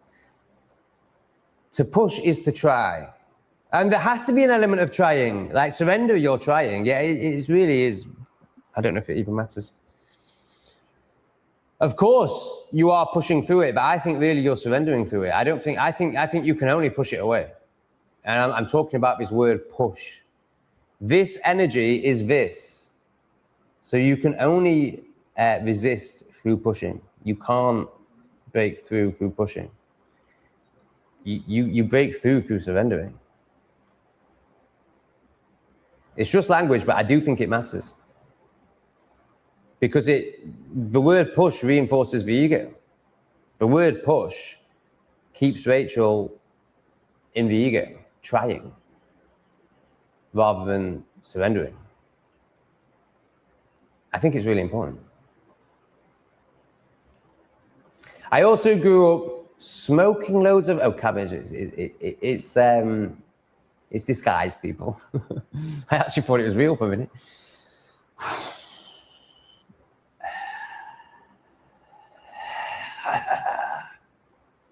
I also grew up smoking loads of cabbage and eating various pills. This is very relatable.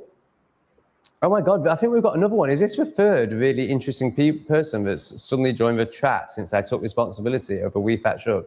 Don't you just love how the universe works? Isn't life amazing? Let's try and read this comment for the third time. I also grew up smoking loads of cabbage and eating various pills. They're not the sort of pills the doctor gives you. At way too young an age. I'm not sure that's possible. Super ego death before my ego was even formed. There you go. Why was it too young an age? One of the best people I know, in the top 4 people I know, started taking LSD at the age of 11 or maybe 12. Amazing.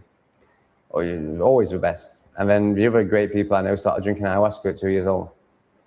I think they're way too young, because you know it was amazing, because it was super ego. In your words, it was super ego death before my ego was even formed. So why was it way too young an age?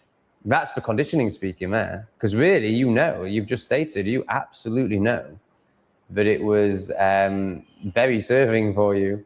Yet the conditioning, the shame that society puts on you for these enlightening actions, oh, that's a shock. I wonder why it shames them, is speaking there when you say at way too young an age.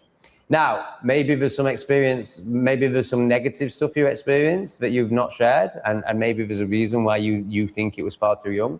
But just based on that comment and my experience of people who started using medicines at a young age, is that, you know, the sooner the better. Cheers, Tom. All right, same person. Love this person. Thank you for the 5. So this person has just taken us to 3 hours and 15. If you want it to be longer, then get some shekels in. Cheers, Tom. Must have a chat sometime. Me leaving comments on here can be a bit lacking in detail, dude, due to lack of characters. Yeah, I'm really up for it. I've got to a point where I value myself and my time, and maybe there's some ego defensivism in here, there probably is. But the story is I value myself and time where I won't really connect with anyone unless they pay me. From my chat. Also, you know, I have tried a few times. I have offered it to people and they've just not respected it and turned out to be plebs. So I'm just at a bounded place now where I don't really let anyone into my life from YouTube. However, I'm opening up, you know, I want to meet Riley. God, I can hear the part of me who wants to make sexual jokes, but let's just leave that. And getting more open. So here's what I'd say to you. You clearly are, not clearly, that's too strong, because I thought this in the past and then regretted connecting with someone because they haven't been able to hold themselves. I think the evidence suggests that you can meet me. You can hold yourself and you can meet me. And I could really value your company. But right now, I'm still too bounded and maybe repressed to just let you in. So there'd be 2 caveats that I would do it on. I would do it if you'd be willing to do a live stream with me. Or maybe not a live stream, just a video. But you would be recorded and you would be put online. Therefore, even if you do turn out to be too repressed and unable to hold yourself, I'm still getting something out of it. And then from there, we can decide, from there, we will know whether you can hold yourself and whether you can be in my life as a friend, which I'm very open to, if you can. Or you can pay me £50 for a session. It might not be a session, it might just be a chat. If you can meet me, then you can meet me and it won't be a session. It will be a reflecting back and forth and us both helping each other. But you'd have to pay £50 for that. Now, again, once we'd done that, if the evidence was that you had met me and you had held yourself, then obviously there'd be no future charges and you would just become a friend. So there's your 2 options.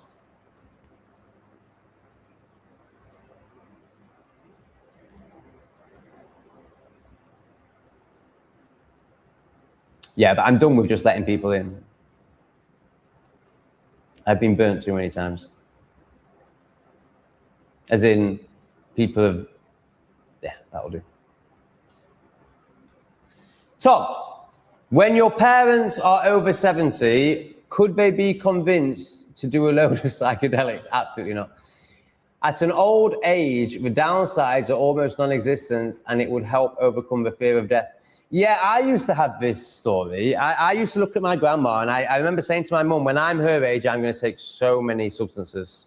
And this wasn't enlightening. I mean, all substances are enlightening, but this wasn't plant medicine. I hadn't found plant medicine at this point. So I need to cover up my screen. It's doing my edit. Oh, it's not too bad. There's one here. And I remember my mum just like, you know, laughing at me like I was a retard. And actually now I agree with her. So I think what you're doing here is not understanding what it's like to be old. And obviously neither do I, because you have to experience it.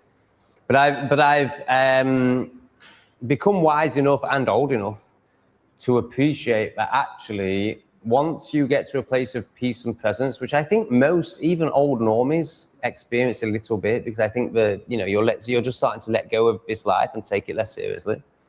You know, you've only got 5 years left, why would you? But the last thing you'd want to do is that. Now, when you so this is coming from a normie perspective. So actually from the enlightened perspective, I very much doubt I will be taking, I mean, I am almost at a point where I will never take psychedelics again. I will probably do it another 5 to 10 times in my life, because I can learn more. I just don't need it like I used to. And to do it would be actually more out of escapism. So the main reason I would do it now is if somebody came and said, can you facilitate an ayahuasca session for me, as people have done in the past, then I would do the medicine to help them. But really, in terms of my own journey, I think I'm pretty much done with it. So I completely disagree. Even from an enlightened person's journey, I don't think you'd be doing it at that age. And if you are, then you haven't woken up yet, and therefore, great, do it. But you know, if you've been on this path all your life and you're still doing that at the age of 80 or 90, unless you are serving the medicine to others, that's a very different thing. Like my peyote guy that I speak about is 60, and the roadman Crowley that chose him to be the England server of peyote, he might be dead now. He's in his 80s and he's still traveling the world serving medicine. So, you know, that's very different, because that's it's what they're here for. So yeah, that's the enlightened side covered. So now let's get into your actual question, which is my parents who live in repression and fear. From their perspective, there's no reason to do it. Like they're so repressed and so scared that whilst, the last conversation I had with my mum, she basically acknowledged that, enlightenment exists and I'm well on that journey. She still wouldn't see the benefit of her doing it because she's so scared. She can't even read a book about jib jabs when she claims to love her grandchildren. It's deep repression. So no, there's just no way. But at an old age, as the downsides are almost non-existent. Also, you're showing no respect to their experience, which I understand. I'm not criticizing you. But to say the downsides are almost non-existent, well, they're still living in a now moment. I mean, they're not. They're projecting into the future or past all the time. But, if they were to dance with the medicine, they would be in the now moment. So even if you're 75, 85, you still have to face that. So, of course, there's downsides in that moment. I mean, there's actually no downsides, but, the ego will think there's downsides. Like when you're like, you'll feel like there's downside. I hope that was worth it, people. I hope you enjoyed that, because it fucked me up. So I think this is all projection in your story, mate, and it actually makes no sense. But I can understand why it's your story, and I used to have this story, so I totally honor it. But no, I don't agree. Cole, here he is. I think they are trying to block VPN in the UK. The latest I heard was that they were doing this. I don't understand the two latest rollbacks. I mean, obviously it's all part of the show, and is just to try and make this new prime minister look like he makes decisions, make him look real, not a puppet. But they seem to have decided that they're doing this whole internet age thing, but also allowing VPNs. So that makes no sense. But I think it's just I just think it's, they just play this game. It's just like Sweden and Florida in the COVID years, not following exactly what the World Economic Forum said, just so it looks like there's a bit of decision making going on lower levels when there's not really. But yeah, I was shocked to hear about the VPN thing, and then I was really shocked that Bumham rolled back digital ID. Like gobsmacked. Like I just can't find a framing for that yet. The only framing I can find is what I've just said, where they make it look like these people make decisions, and obviously that's a big one. So it will give him a nice, easy entry, because obviously so basically people realise that it's a snake. The government's a snake. So Keir Starmer, they realise like, oh, this man's evil.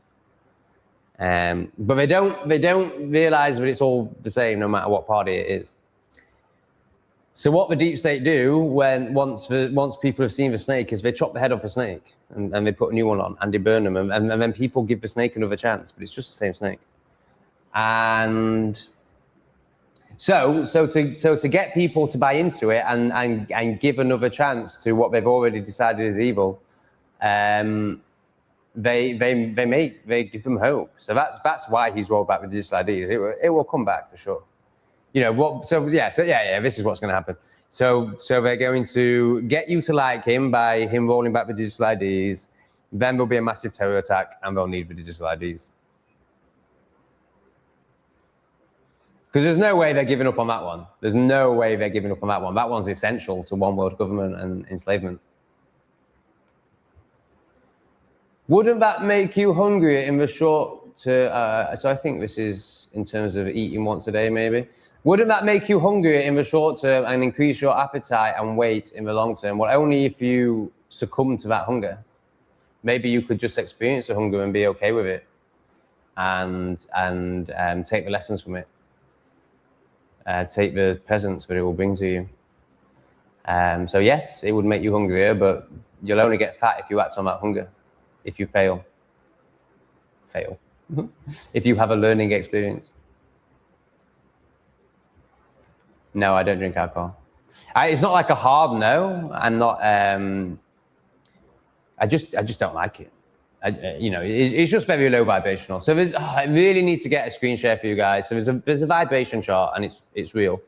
So as you move up the vibration chart, so it starts with fear, shame, guilt, moves to neutral, then peace, presence, joy. As you move up, and linked to that is everything else in life. So emotions, external environments, the people you'll hang around with, and substances as well. So obviously alcohol and smack vibrate in fear, shame, and guilt. So once you come out of those vibrations, you leave whatever correlates in that vibration behind. So alcohol just isn't going to be a thing for anyone who loves themselves. Certainly not a regular thing. Now, they might have a glass of wine with a meal. I wouldn't even do that because I just don't like it. But I'm not like, I can, so in the last 2 years, I've probably had 3 pints.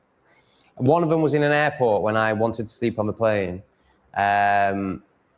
One of them was in Nam Ban because somebody pointed out in the comments that I'd spent 6 months in Vietnam and not experienced their beer. So two days before I left Vietnam, in fact, I think it might be in the episode I released yesterday, or if not today, but I think it was in yesterday's episode. I buy two Vietnamese beers, and they're very nice, the Saigon beer, and I really enjoy them. But I didn't wake up with any desire to do it again because it doesn't really serve me. And it didn't even help me sleep. Like I did enjoy drinking them. But yeah, you'll just leave that shit behind, man. It's just so low vibrational. It's like asking an enlightened person if they listen to heavy metal. Like, no, of course not. It vibrates down there. And then other things that start happening is you start valuing flowers and living in nature, and you leave the city. It's all just linked to vibration. I really need to get that chart on a screen share. For the next live, I will have that chart on a screen share. Lee, sort it out. No, I can do it. I don't need Lee. Let's just check I haven't missed any supers. Oh, right, yeah, so we're stopping now. Oh, no. QuadX took us to 3:15. So we've got another 13 minutes, people. Another 5 will get us to 3.5 hours.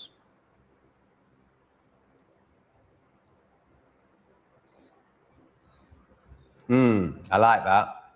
So this is in regards to fasting. He's pointed out that a lion, so let your body rest. A lion doesn't eat for a long time. Ben just eats one big load at a time. I'm not going to add anything to that. I think he said it all. Oh dear. This isn't my ego. You aren't reading the comments in sync. Well, I'm doing my best, and it is definitely your ego. Oh, we've just got to 3.5 hours, people, and this is who you can thank for it. Oh, a new one. We like a new one. Oh, no, it's not. It's for Manchester Teas and Coffee. Let's get this right. Manchester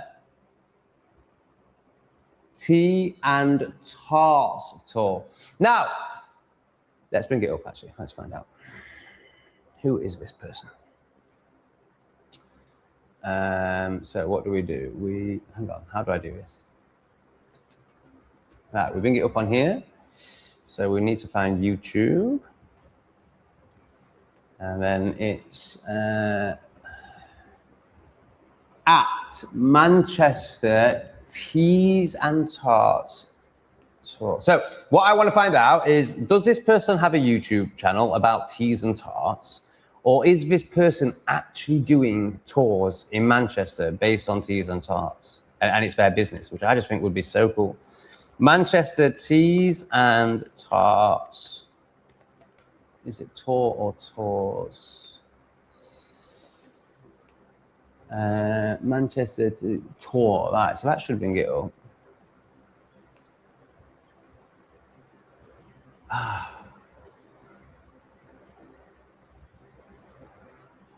Why isn't it bringing up the channel? Manchester teas, and I put the ads in and everything. Let me show you what I'm doing to keep you engaged. Sorry, this is suddenly got very boring for you guys, hasn't it? Share screen. I mean, I think it's pretty pointless. I don't think we're going to find who this is. But I'm trying to, you know, share your shiz because you're supporting me. But it's not going very well. So this is what's happening when I put your URL in. Just a load of crap. Now, is there a way of clicking on here and making it channels? I mean, let me just put channel at the end. Oops, that's not gonna help, is it? Let's try and spell properly. Why is it not coming up? Okay, can you just tell us, is this how you earn a living? Is it a YouTube channel? Is it something you actually do? If it is something you do, I think it's a really quirky, cool idea. If it's a YouTube channel, then fine, I'm not really interested, but nice. But if you actually do tours based on tarts and teas, I just think it's so quirky and cool, and I can really see it working. You know, I can see that being quite lucrative. Okay. Thank you so much for me and the chat for taking. Oh, we don't need this anymore. Let's honor this person a bit more. For taking us to 3.5 hours. It is much appreciated from me, and I'm sure it's much appreciated from much of the chat. Oh wow, the most beautiful butterfly just flew past. Oh, I love this place. It's so amazing. Right, I'm going to start coming down. Cole. I hate drinking. Never did the whole drinking thing since I was 14 and never did it again. Yeah, I mean, it seems that you are what I call an old soul. It seems you've come here with a great connection to self. 14 is very young to have that realization, and says a lot about you and says a lot about your depth and your connection to self, because really anyone who drinks, you know, the first time you drink, you know it's poison. You know, so I remember, like, if I look back to my manic hedonistic years, like, I felt crap every time I drank. Obviously, you're drinking poison.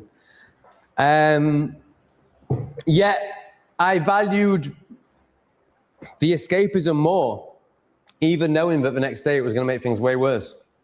Whereas you weren't that deluded. Like, you had a connection to self at such a young age that you were just like, well, obviously that's not worth the trade-off, so I'm not going to do it. Whereas for most of us, we have to do it for 30 years before we accept that. So I think all that does, Cole, is just prove what we already know about you even more. But you is amazing. And by amazing, I mean deep, soft, and soulful.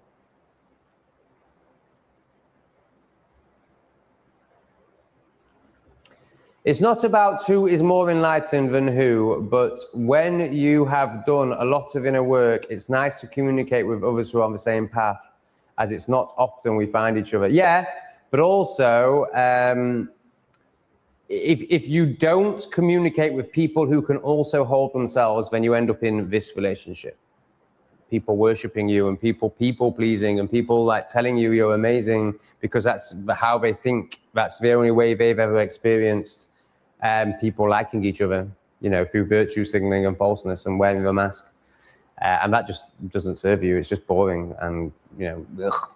So, so yes, there's no competition in any of this. And this is, you know, this is where the Awake and Brave and Jim Dandy expose themselves, because they show up in competition. So then you know that they haven't met themselves. Because, so Jim, I banned Jim Dandy. And the last comment that I banned him on was, Tom sees me as competition. So because he thinks he's enlightened, but because he's not enlightened, he operates out of competition. But what he can't, like, I mean, it just amazes me that intellectually he can't even understand that he sees me in the chat honoring fellow, I'm just going to use the word fellow deep people. and loving it when there's deep people in the chat. And, you know, obviously I want more deep people around me. I want everyone to be deep. I want to connect with more people. And that's shown in you know, the way I exist. Yet he thinks that I see him as a threat. Let's just say he was more enlightened than me in his language. I wouldn't see him as a threat. I'd be like, teach me, bro. But he's not. He shows up in competition and hatred. So of course he's not met himself. He hates himself. So it's, for me, it's more a case of, yeah, it's not about competition and any of that. And that's the only way Rachel can understand it, because she lives from the ego. So great comment, you're dead right. But for me, it's less about that, and that's just obvious. Like, of course, there's no competition. You know, you want more people. For me, it's just about they can't hold themselves, and therefore, when I meet them, they're going to be full of nervous energy, and it's not going to be enjoyable, and they're not going to be able to offer me anything unless they're paying. So this is why I charge them. You know, the only way that I can receive something back from someone like Rachel in this current moment is financially, because she hasn't met herself. She can't hold herself. But she's doing it. She's doing it. She's on the journey.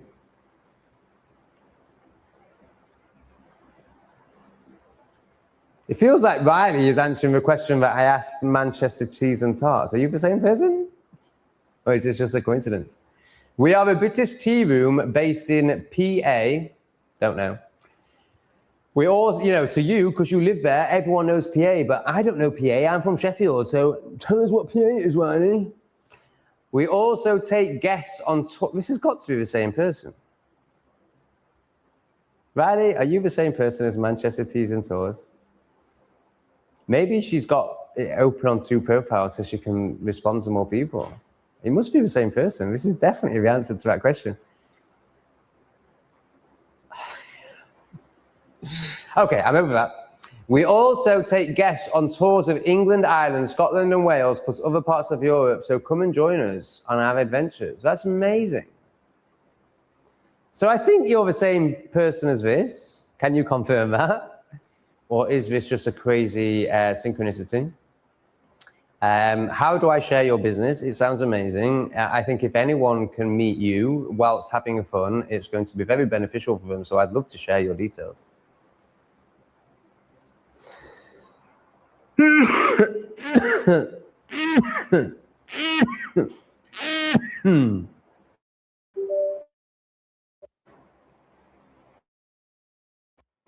Oh, shit. Oh, shit. Okay, don't panic, people. I'm still here. It's all going to be rectified in a minute. So basically, my camera has run out of battery. That's what's happened.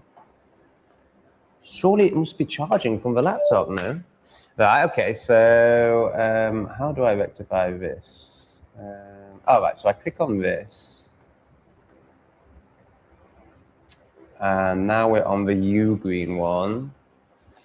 Okay. So we need to put this camera somewhere where it's not staring at a mouse mat, and preferably has me on it. So that would probably work. Oh, I haven't prepared for the widescreen. You're going to see all my crap. There's the crap. How does that happen? How does the camera run out of battery when it's plugged into a PC? That's a bit shit, isn't it? All right, let me charge my camera up, because obviously I'm going to need that to entertain you all through English Refugee. And I want to film my pussies, which will also all be on English Refugee. It might just turn into a cat channel. How do you feel about that? It's not going to turn into a cat channel, don't worry. But of course, we are going to feature quite heavily. No, that's just crap. I'm so small. But anyway, it's the best we've got right now. So that is really annoying, but fuck it. You can't do anything about it because you're a repressed when it comes to technology. Right, where we at? We've got another 2 minutes, guys. Hang on. No. This one took us to 3.5, didn't it? We've got another 17 minutes. 17 minutes of fun and joy and humor. If you wanted to be more than 17 minutes, you know what to do, people. Cole. So he's corrected something to told. I've been old soul. I've been told I'm an old soul all my life by my family. Oh, you must have good family, teachers, etc. And I think you told me this yourself before. Absolutely. I used to think it was bad, as I just never fitted in. But now I understand. But now I understand, and I'm grateful for it. Beautiful, man. Beautiful. Yeah, yeah. Of course. For a child, it's very difficult, and for an early adult. How old are you again, Cole? You're 26, 27, something like that. So yeah, still very young, and you've already learned to appreciate and love yourself, your old soulness. So you're so far ahead of where I was. At your age, I was still sticking powder up my nose and getting fisted, which you could say was shadow work. I think it was more just shadow-y. So yeah, imagine what you're going to be like when you're 40, brother. Woo! This man has a big journey ahead. Has a very, you know what? I don't think it is going to be that big in terms of course it is for you and it's going to be your experience, but I don't think it's going to, I just think it's going to flow really beautifully for you from here, or very soon. But the impact you're going to have on others is going to be huge. You're amazing, Cole. Way better than me.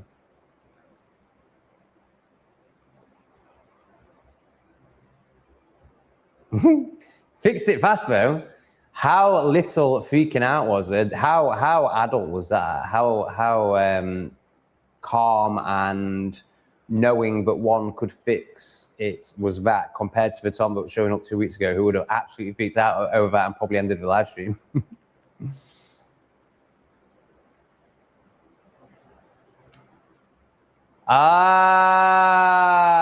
Thank you. Yeah, that was very confusing for all of us, Riley. So Riley is not the same as the Manchester Tea Rooms person, but what they put on screen, or what I put, their comment that I put on screen, oh, sorry, I'm just noticing a turtle head and chocolate starfish expansion, was from their YouTube channel. So that's what they do. Wow, it's amazing. Okay, so you're not going to get to meet Riley, sadly, but it is really cool what they do. So if you can find the channel and find a way to find them, then and you like tours and that sort of thing, then I think that would be a really good one. It's not something I do, if I'm honest, but if you like that sort of thing, then I think it's great. Right, I'm going to go and open up the chocolate starfish. I will take that into account in terms of what people have paid for. So we're currently going on to 3.35, and hopefully longer if people throw in some shekels. Might make a smoothie as well.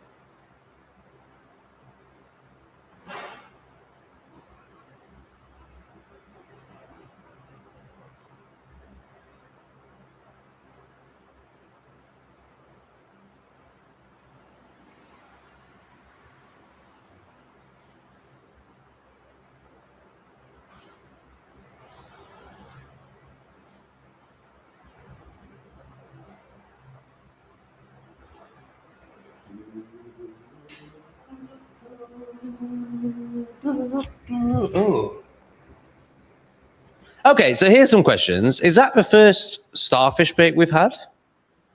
Or is it the second? Either way, massive. So what I'm realizing is that all the ass squirting was anxiety over live streaming, because obviously it's a lot when you first start doing it.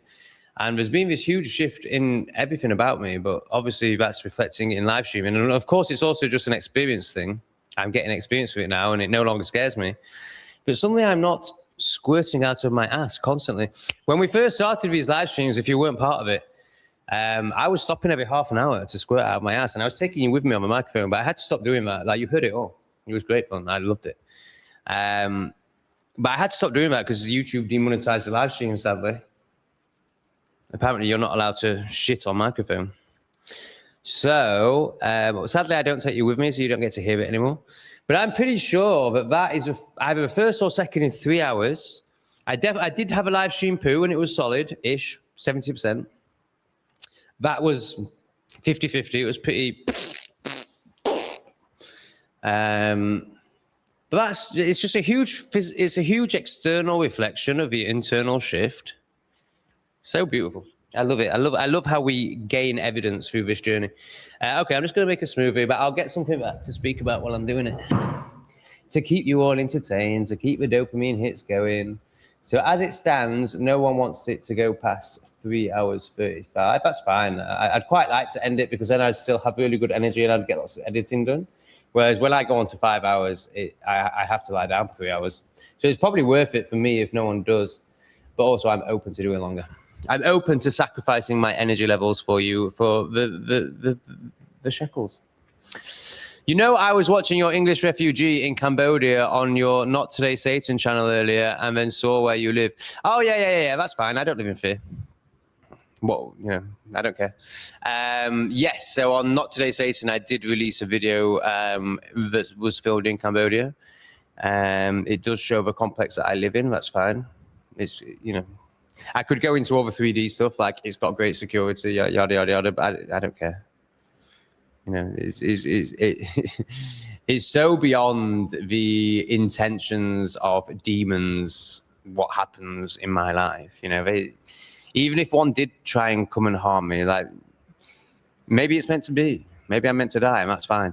But I don't think that is the case. I think they'll find that they die on their journey here. But if not, and I die, then that's fine. Whatever's meant to be is meant to be. I don't care. So I'm meant to be finding something to speak into.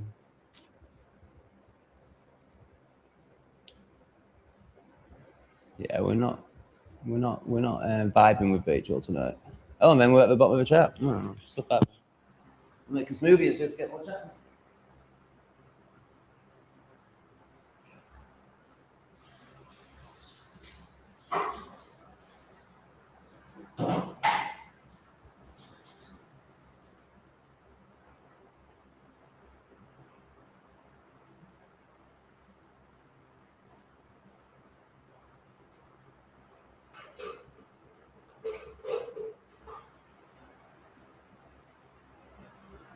I can speak into that more actually. So it's been a huge journey for me, that the doxing thing and the demon thing. So, you know, I lived in absolute fear of a certain person finding out where I lived for quite a long time. I mean, I didn't think it was the person. I thought it was someone else because they were playing a demonic psyop. So I've really been through this, and you know, it's very powerful. So I still notice the parts of me that could react in the way you're speaking. I still notice the parts of me that are like, no, don't let anyone know where you live. But there's a much bigger, loving, trusting part of me now that's just like, you know, trust the path, trust the journey. You know, don't try and control it. Don't try and stay safe and small. Now, obviously, this doesn't mean do stupid shit like jump in front of a train and expect to survive. But, you know, there is this trust thing. And of course, you've got to be careful. Like, oh, have I just got into the ego and I'm being deluded and not doing sensible things? Or is the sensible things fear and repression? And from my point of view and the journey that I've experienced, particularly around this and the demonic attacks that were beautifully brought into my life to teach me what I'm now speaking into, and lots of other things. So basically, I had to fully feel my fear, like to levels that I would never have done without this beautiful, wonderful demon. So therefore, I've really cleared a lot of my fear. And I now vibrate in contentment instead of fear, and peace instead of fear, and joy instead of fear. And of course, I'm constantly moving between those vibrations. I'm not consistently in any of them. Maybe consistently in contentment now, and often in peace, and then joy pops in every now and again and goes, hiya! So there's this constant learning to trust. So I'm at the stage now where I trust way more than I fear. I can still notice the part of me, the ego, that wants to control and tell himself some story around safety, and doesn't want to share his beautiful life with the world. Doesn't even want, but that same part doesn't even want me to have a YouTube channel. So how much do I listen to it? Should I not be YouTubing? Well, I think it's fairly clear that YouTubing is for the good. Me YouTubing is for the good, for both myself and all those watching. Even the ones that are just getting triggered, it's also for their good. So we can definitely point and lovingly laugh at the ego that doesn't want me to YouTube. So what about the part of it that doesn't want me to share my location? Is that operating from the same place? Or is it more sensible than the part of me that's speaking now? Well, I guess we'll find out. Either I'll get murdered, or I'll be an incredible guru that changes the world. And that will be how we find out. There's no point me telling you, because it would just be made up and it would be an assumption. But I feel like my knowing, but it could of course be my ego, trusts the universe and this path enough, and just the practical realities of where I live and how hard it would be to, harm me in any way. And how they'd be much more likely to end up in a prison cell than actually be able to harm me. So that helps reassure the part of me that doesn't believe what I'm saying, but ultimately I just trust. I just know that, let's use the word God, even though it doesn't really exist. I just know that God will do what's right.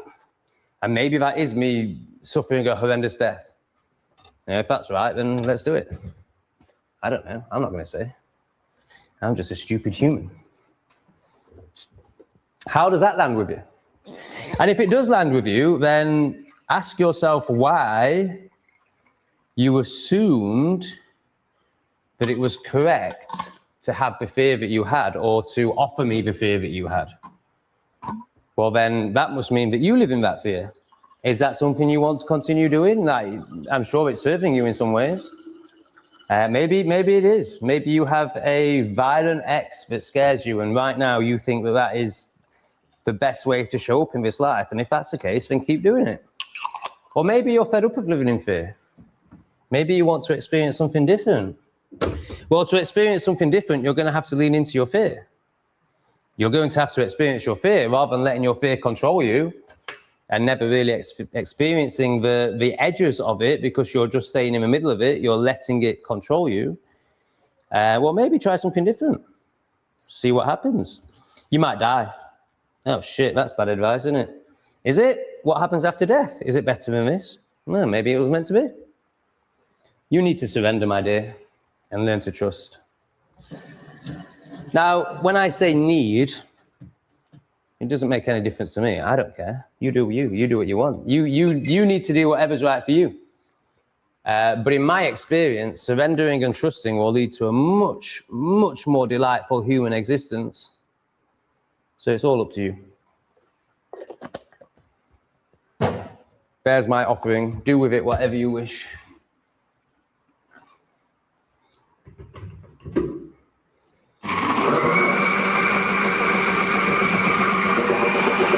Whoa, whoa, whoa, shit.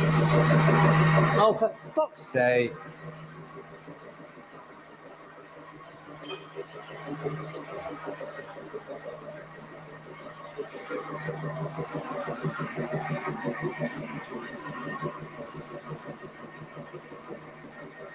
I don't know if you can see, but I've just got smoothie all over my wall.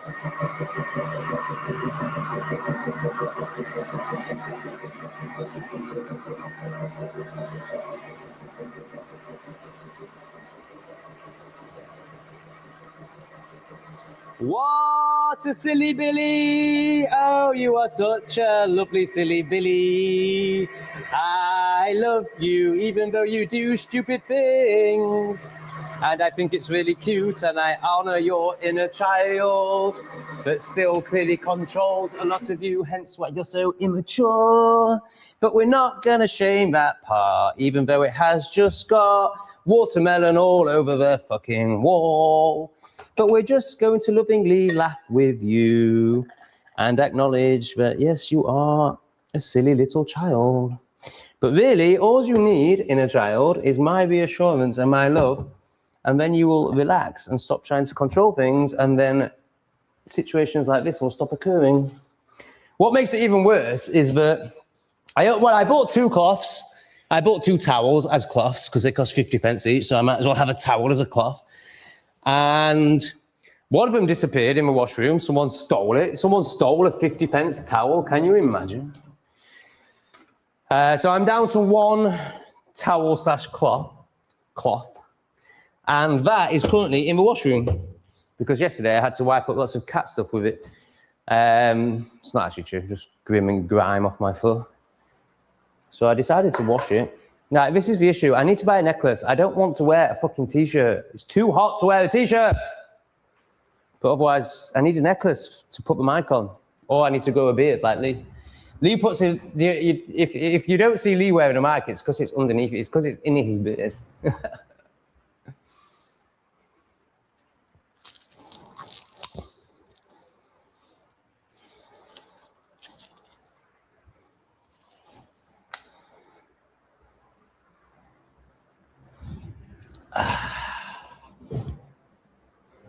Okay, is that another thing? Oh, someone's took 2 in. Fantastic. You misunderstood my comment. You misunderstood my comment. I said you were live. I can't even remember what we're talking about, mate. Was it you that talked about the doxing thing that I just went on an amazing, epic, wise offering about? I think that was possibly the best thing I've ever said in my life. The bar is not particularly high. So if it was that, then how meant to be was that misunderstanding? Like, you know, it brought out all that beautiful offering. So I think it was very meant to be, but I'm not sure that is what we were talking about. I think it was you that said that. If not, then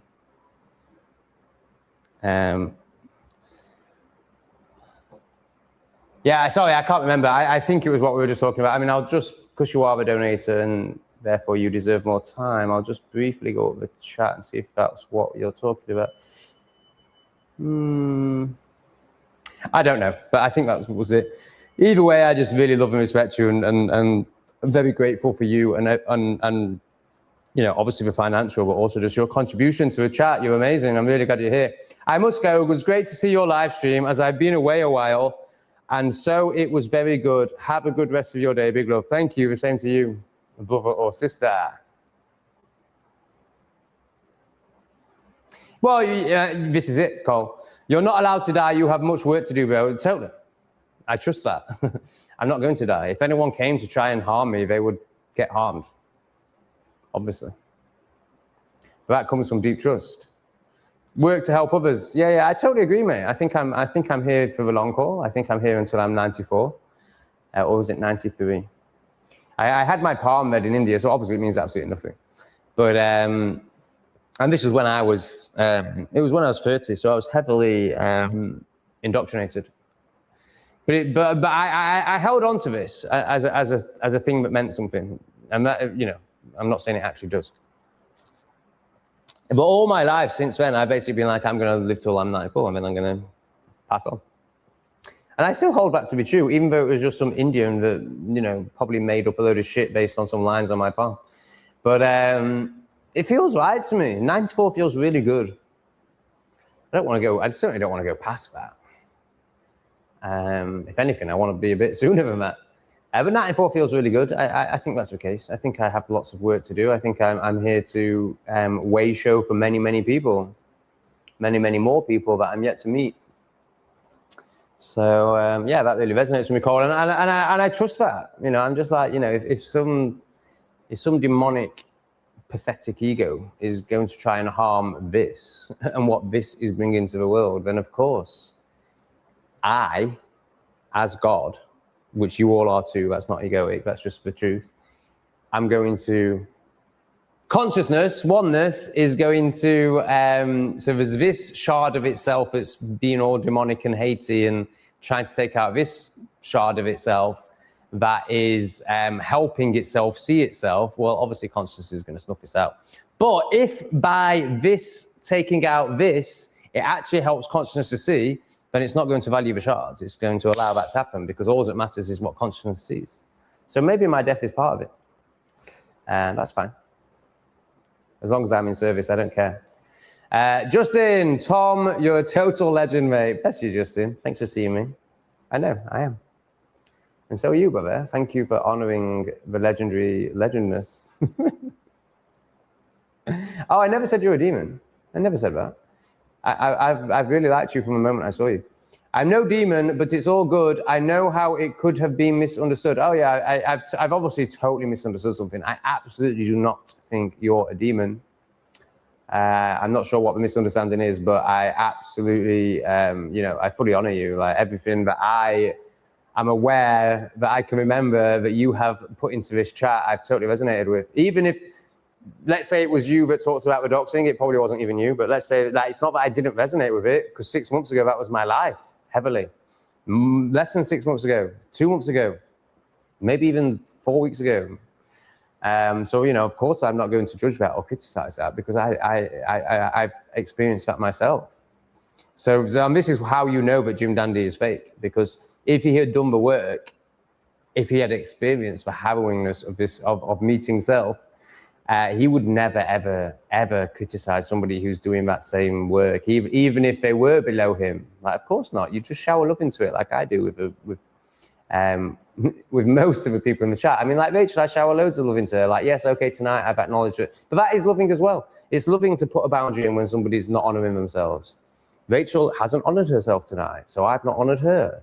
You know, it's actually out of love. The problem is people think that love can only be compassion and can only be people-pleasing. No, love is very boundaried because it needs to be real. Otherwise, it's not real.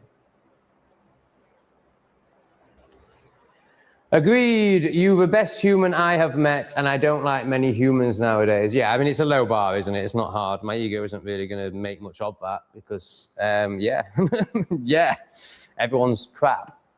So that's not really a reflection on me. It's more a reflection on the crapness of society and the collective consciousness. But I also, you know, honor myself in that, and I know that that's true. And that doesn't mean I'm the best person in the world. It just means I'm the best person in Cole's world. But, you know, that doesn't really mean anything because Cole lives in the UK and he's only 26 and hasn't truly met himself yet. And therefore, that's reflecting in his external. And he's met himself enough for me to come in from the externals, which is going to help him honor himself enough to make his whole external be people like me. And then I won't be anything. I'll be nothing because he'll start meeting people like Lee and be like, oh, Tom's a spaz.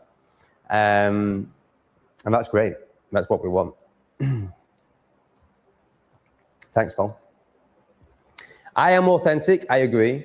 And I have the same name on Facebook. If the bastards want to arrest me, then so be it. I'm a member of a free speech union to help with court costs. Yeah, so am I. Great. So I feel like that is maybe in relation to what I was just saying. Oh, look who's here, Michael. So this is the man who subscribed to this guy's channel if you enjoyed the Not Today Satan video today, which is totally bombed. Not many people did. But it was never going to do well on that channel. It's fine. It probably triggered a load of people, actually. I imagine. I haven't looked yet. Maybe we should bring it up on screen and look. I imagine it's definitely lost subscribers because there's people who want to tell themselves that their disempowerment is aligned. So I'm staying to fight for my country, even though there's no fighting. They've taken all the weapons away and it's going to be impossible and you're going to get massacred. Is the ego's way of protecting one who feels disempowered and can't change their situation. That's going to lose a load of subscribers as well, especially people who are watching on Not Today Satan. So Michael's video will have actually triggered more people. Let's have a look. Right, let's change this to, and then let's read Michael's comment first. Hey up, bro. I am at Level Up. It's AI Club Wednesday. That's going to trigger loads of people on here, mate. Fucking hell. They don't realize it's like a knife and can be used for good as well. They just live in fear of it. It's AI Club Wednesday, so swing by if you fancy it. I'll be here until 4 p.m. But it's like 6 a.m. now. Wow. It's AI Club Wednesday. What's AI Club? I'm feeling resistance. I'm feeling, obviously it's fear over being in a group of people, because that's a big thing for me. The story that's coming up, yeah, so there's a story of I'm too tired straight away. There's a story of I've got editing to do straight away. There's a story of like, what the hell is AI Club? Is it just going to be people talking about computers? That's not for me. But maybe it is for me now, because I'm getting more technical. Thanks, Bill. I really appreciate it. I'll have a feel into it, but I haven't smoked yet, and no doubt when I smoke, I'll just be like, no. I really appreciate that, Michael. Thank you. Right, let's have a look at how mine and Michael's video is done. This should be quite interesting. Do you like it when I show you my YouTube studio, or is it boring? Let me know. I've done this the last 3 lives now, and I assume it's interesting. All right, I need to change. Oh, this is bad timing. I just need to quickly move my fan. There we go, that's done. Right, so I am on it, guys. I'm bringing you up the stream. Don't click off, don't click off. It's all about to get very entertaining. Why is that not working? You bastard. Right, here we go. Not Today Satan. Oh, we're still on 39300, so it can't have triggered that many people. We started on, when I came back, right, let me get it on the screen so you're not all getting bored. There we go. Right, so when I came back, I think it was 420. I think it was 420. 39,420. So far I've only lost 80 subscribers. So that's a lot less than I was expecting. I was expecting at least 500, because I've come back with a new energy that, you know, isn't going to serve those that just want to live in fear because that's all they know and that feels easier to them, and it's totally understandable. I'm not criticizing them, that's just reality. Okay, so how did it do? Well, it's done badly. It's 6 out of 6. So it's the worst of all the videos I've released since I've come back. In terms of what the viewers think, it doesn't actually mean it's the worst. It's actually the best. That's the ironic thing. So these are the sort of numbers I've been getting. You know, the first one was 11,000, but 5,000 seems about normal. And then this one has come in at 15,000. So this one hasn't been received well. How many people has it triggered to the point where they need to run away? 2. Now, of course, it'll be more than 2, because there'll be some people that have also subscribed off the back of this video. So I imagine it's more like 10 have run away and 8 have vibed. So therefore, overall, it's a -2. Yeah, I think that's all we've got to say about it. What did I expect that video to do? I think I had slightly higher expectations for this video, because I think this is a great video. And I think that me and Michael can actually create way better videos, because this is literally us meeting each other for the first time. We've said 2 sentences to each other at this point. And so obviously, certainly from my side, there's a lot of nerves in there. And there's just, you know, we haven't connected yet. So now that Michael and I are connecting and I'm getting over my nerves, we can actually plan videos. And by plan, I just mean like, what we're going to talk about, oh yeah, that sounds good, let's put the camera on. So I think the content that Michael and I create moving forward is going to be pretty fantastic. I think that was fantastic. So I was hoping that would come in at about 3,000. So it will finish on about 3,000. But I was hoping it would come in after the first 24 hours on about 3,000 and maybe end on about 5. So it's not done as well as I hoped. That's fine. None of this matters, obviously. So let's just remove that. That was fun. Was it fun? Let me know if it was fun. Have we had any more shekels? Justin is the last one still. So where are we at? I said I'd do 3:35. So I've done our time. I am quite enjoying it, but I think it's probably best to end the stream while I'm in good energy rather than just totally exhausting myself. It's just, so this is the AI club. It's just people using AI or wanting to learn more to use AI. It's almost always turns into debates about the philosophical impact of AI. I'm really shocked to hear that. Not. Sounds great, mate. Thank you so much for inviting me. I will do my best to show up, but I have a feeling I won't. Because live streaming always takes it out of me, mate. Like after a live stream, I have to lie down for about 3 or 4 hours. It's a real energetic thing. Depletion. I've also got 4 hours of editing to do today, and I'm going to smoke. So I probably won't make it, but right now there is intention might be a bit strong. There's a hope that I do. No, no, you need to work for it. So I assume by heart you mean Lee. So basically what you're saying here is, hi Tom, can you spoon feed me? No, I'm not going to spoon feed you. If you're ready to work with Lee, then you're ready to take responsibility. You still can't do a bank transfer. So I don't think you're ready to work with Lee, but you seem to think you are. So if you are, make it happen. Hold your own spoon, take responsibility. Because what do you think Lee's going to teach you? Do you think Lee's just going to hold your hand, or do you think he's going to teach you to take responsibility? So if you can't even take enough responsibility to work out how to get in touch with Lee, then you aren't going to be able to take the responsibility that Lee's going to offer to you. This is the video I was trying to compliment you about, but you thought I was about seeing where you live. Oh, right, sorry, I totally misread it, didn't I? But it was worth it because all that wisdom came out, which is not what I meant at all. Brilliant conversation. I left a comment on it, I think. Beautiful, Quad X. I really honor you, Quad Rex. You've been, it's kind of similar to my surname. You've been an amazing contributor tonight. Thank you so much. Justin, you've been a fantastic contributor. I really like it when people do this, by the way. Make small donations to get their comments answered. I really think that's great. Heart of hearts, what can I say? Heart to heart, I can say your name, right? Heart to heart, just, there's no words to express my gratitude towards you. A new one, Frank Castle. Quadrex has just been an amazing contributor in every way possible tonight. We love Manchester Tarts and Tours and what they do in this world. Fantastic. Get a treat for the cats. Okay, I will. I've already kind of done it, to be honest, but I'll show you what you've paid for.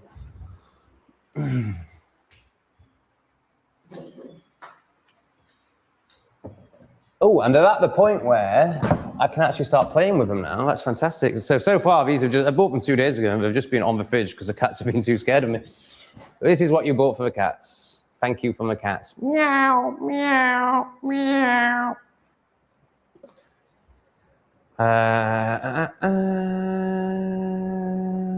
Quadrex again, Justin again, Rachel needed a bit of attention. I love you, Rachel, sending you lots of love. I don't care. However you show up is very welcome because you're amazing and you're doing the work. And of course, there's going to be times where you're more like this and other times where you're more like this, just like it is for me, just like it is for everyone. So we honor that and we respect that. And we acknowledge that it may all just be my projection anyway.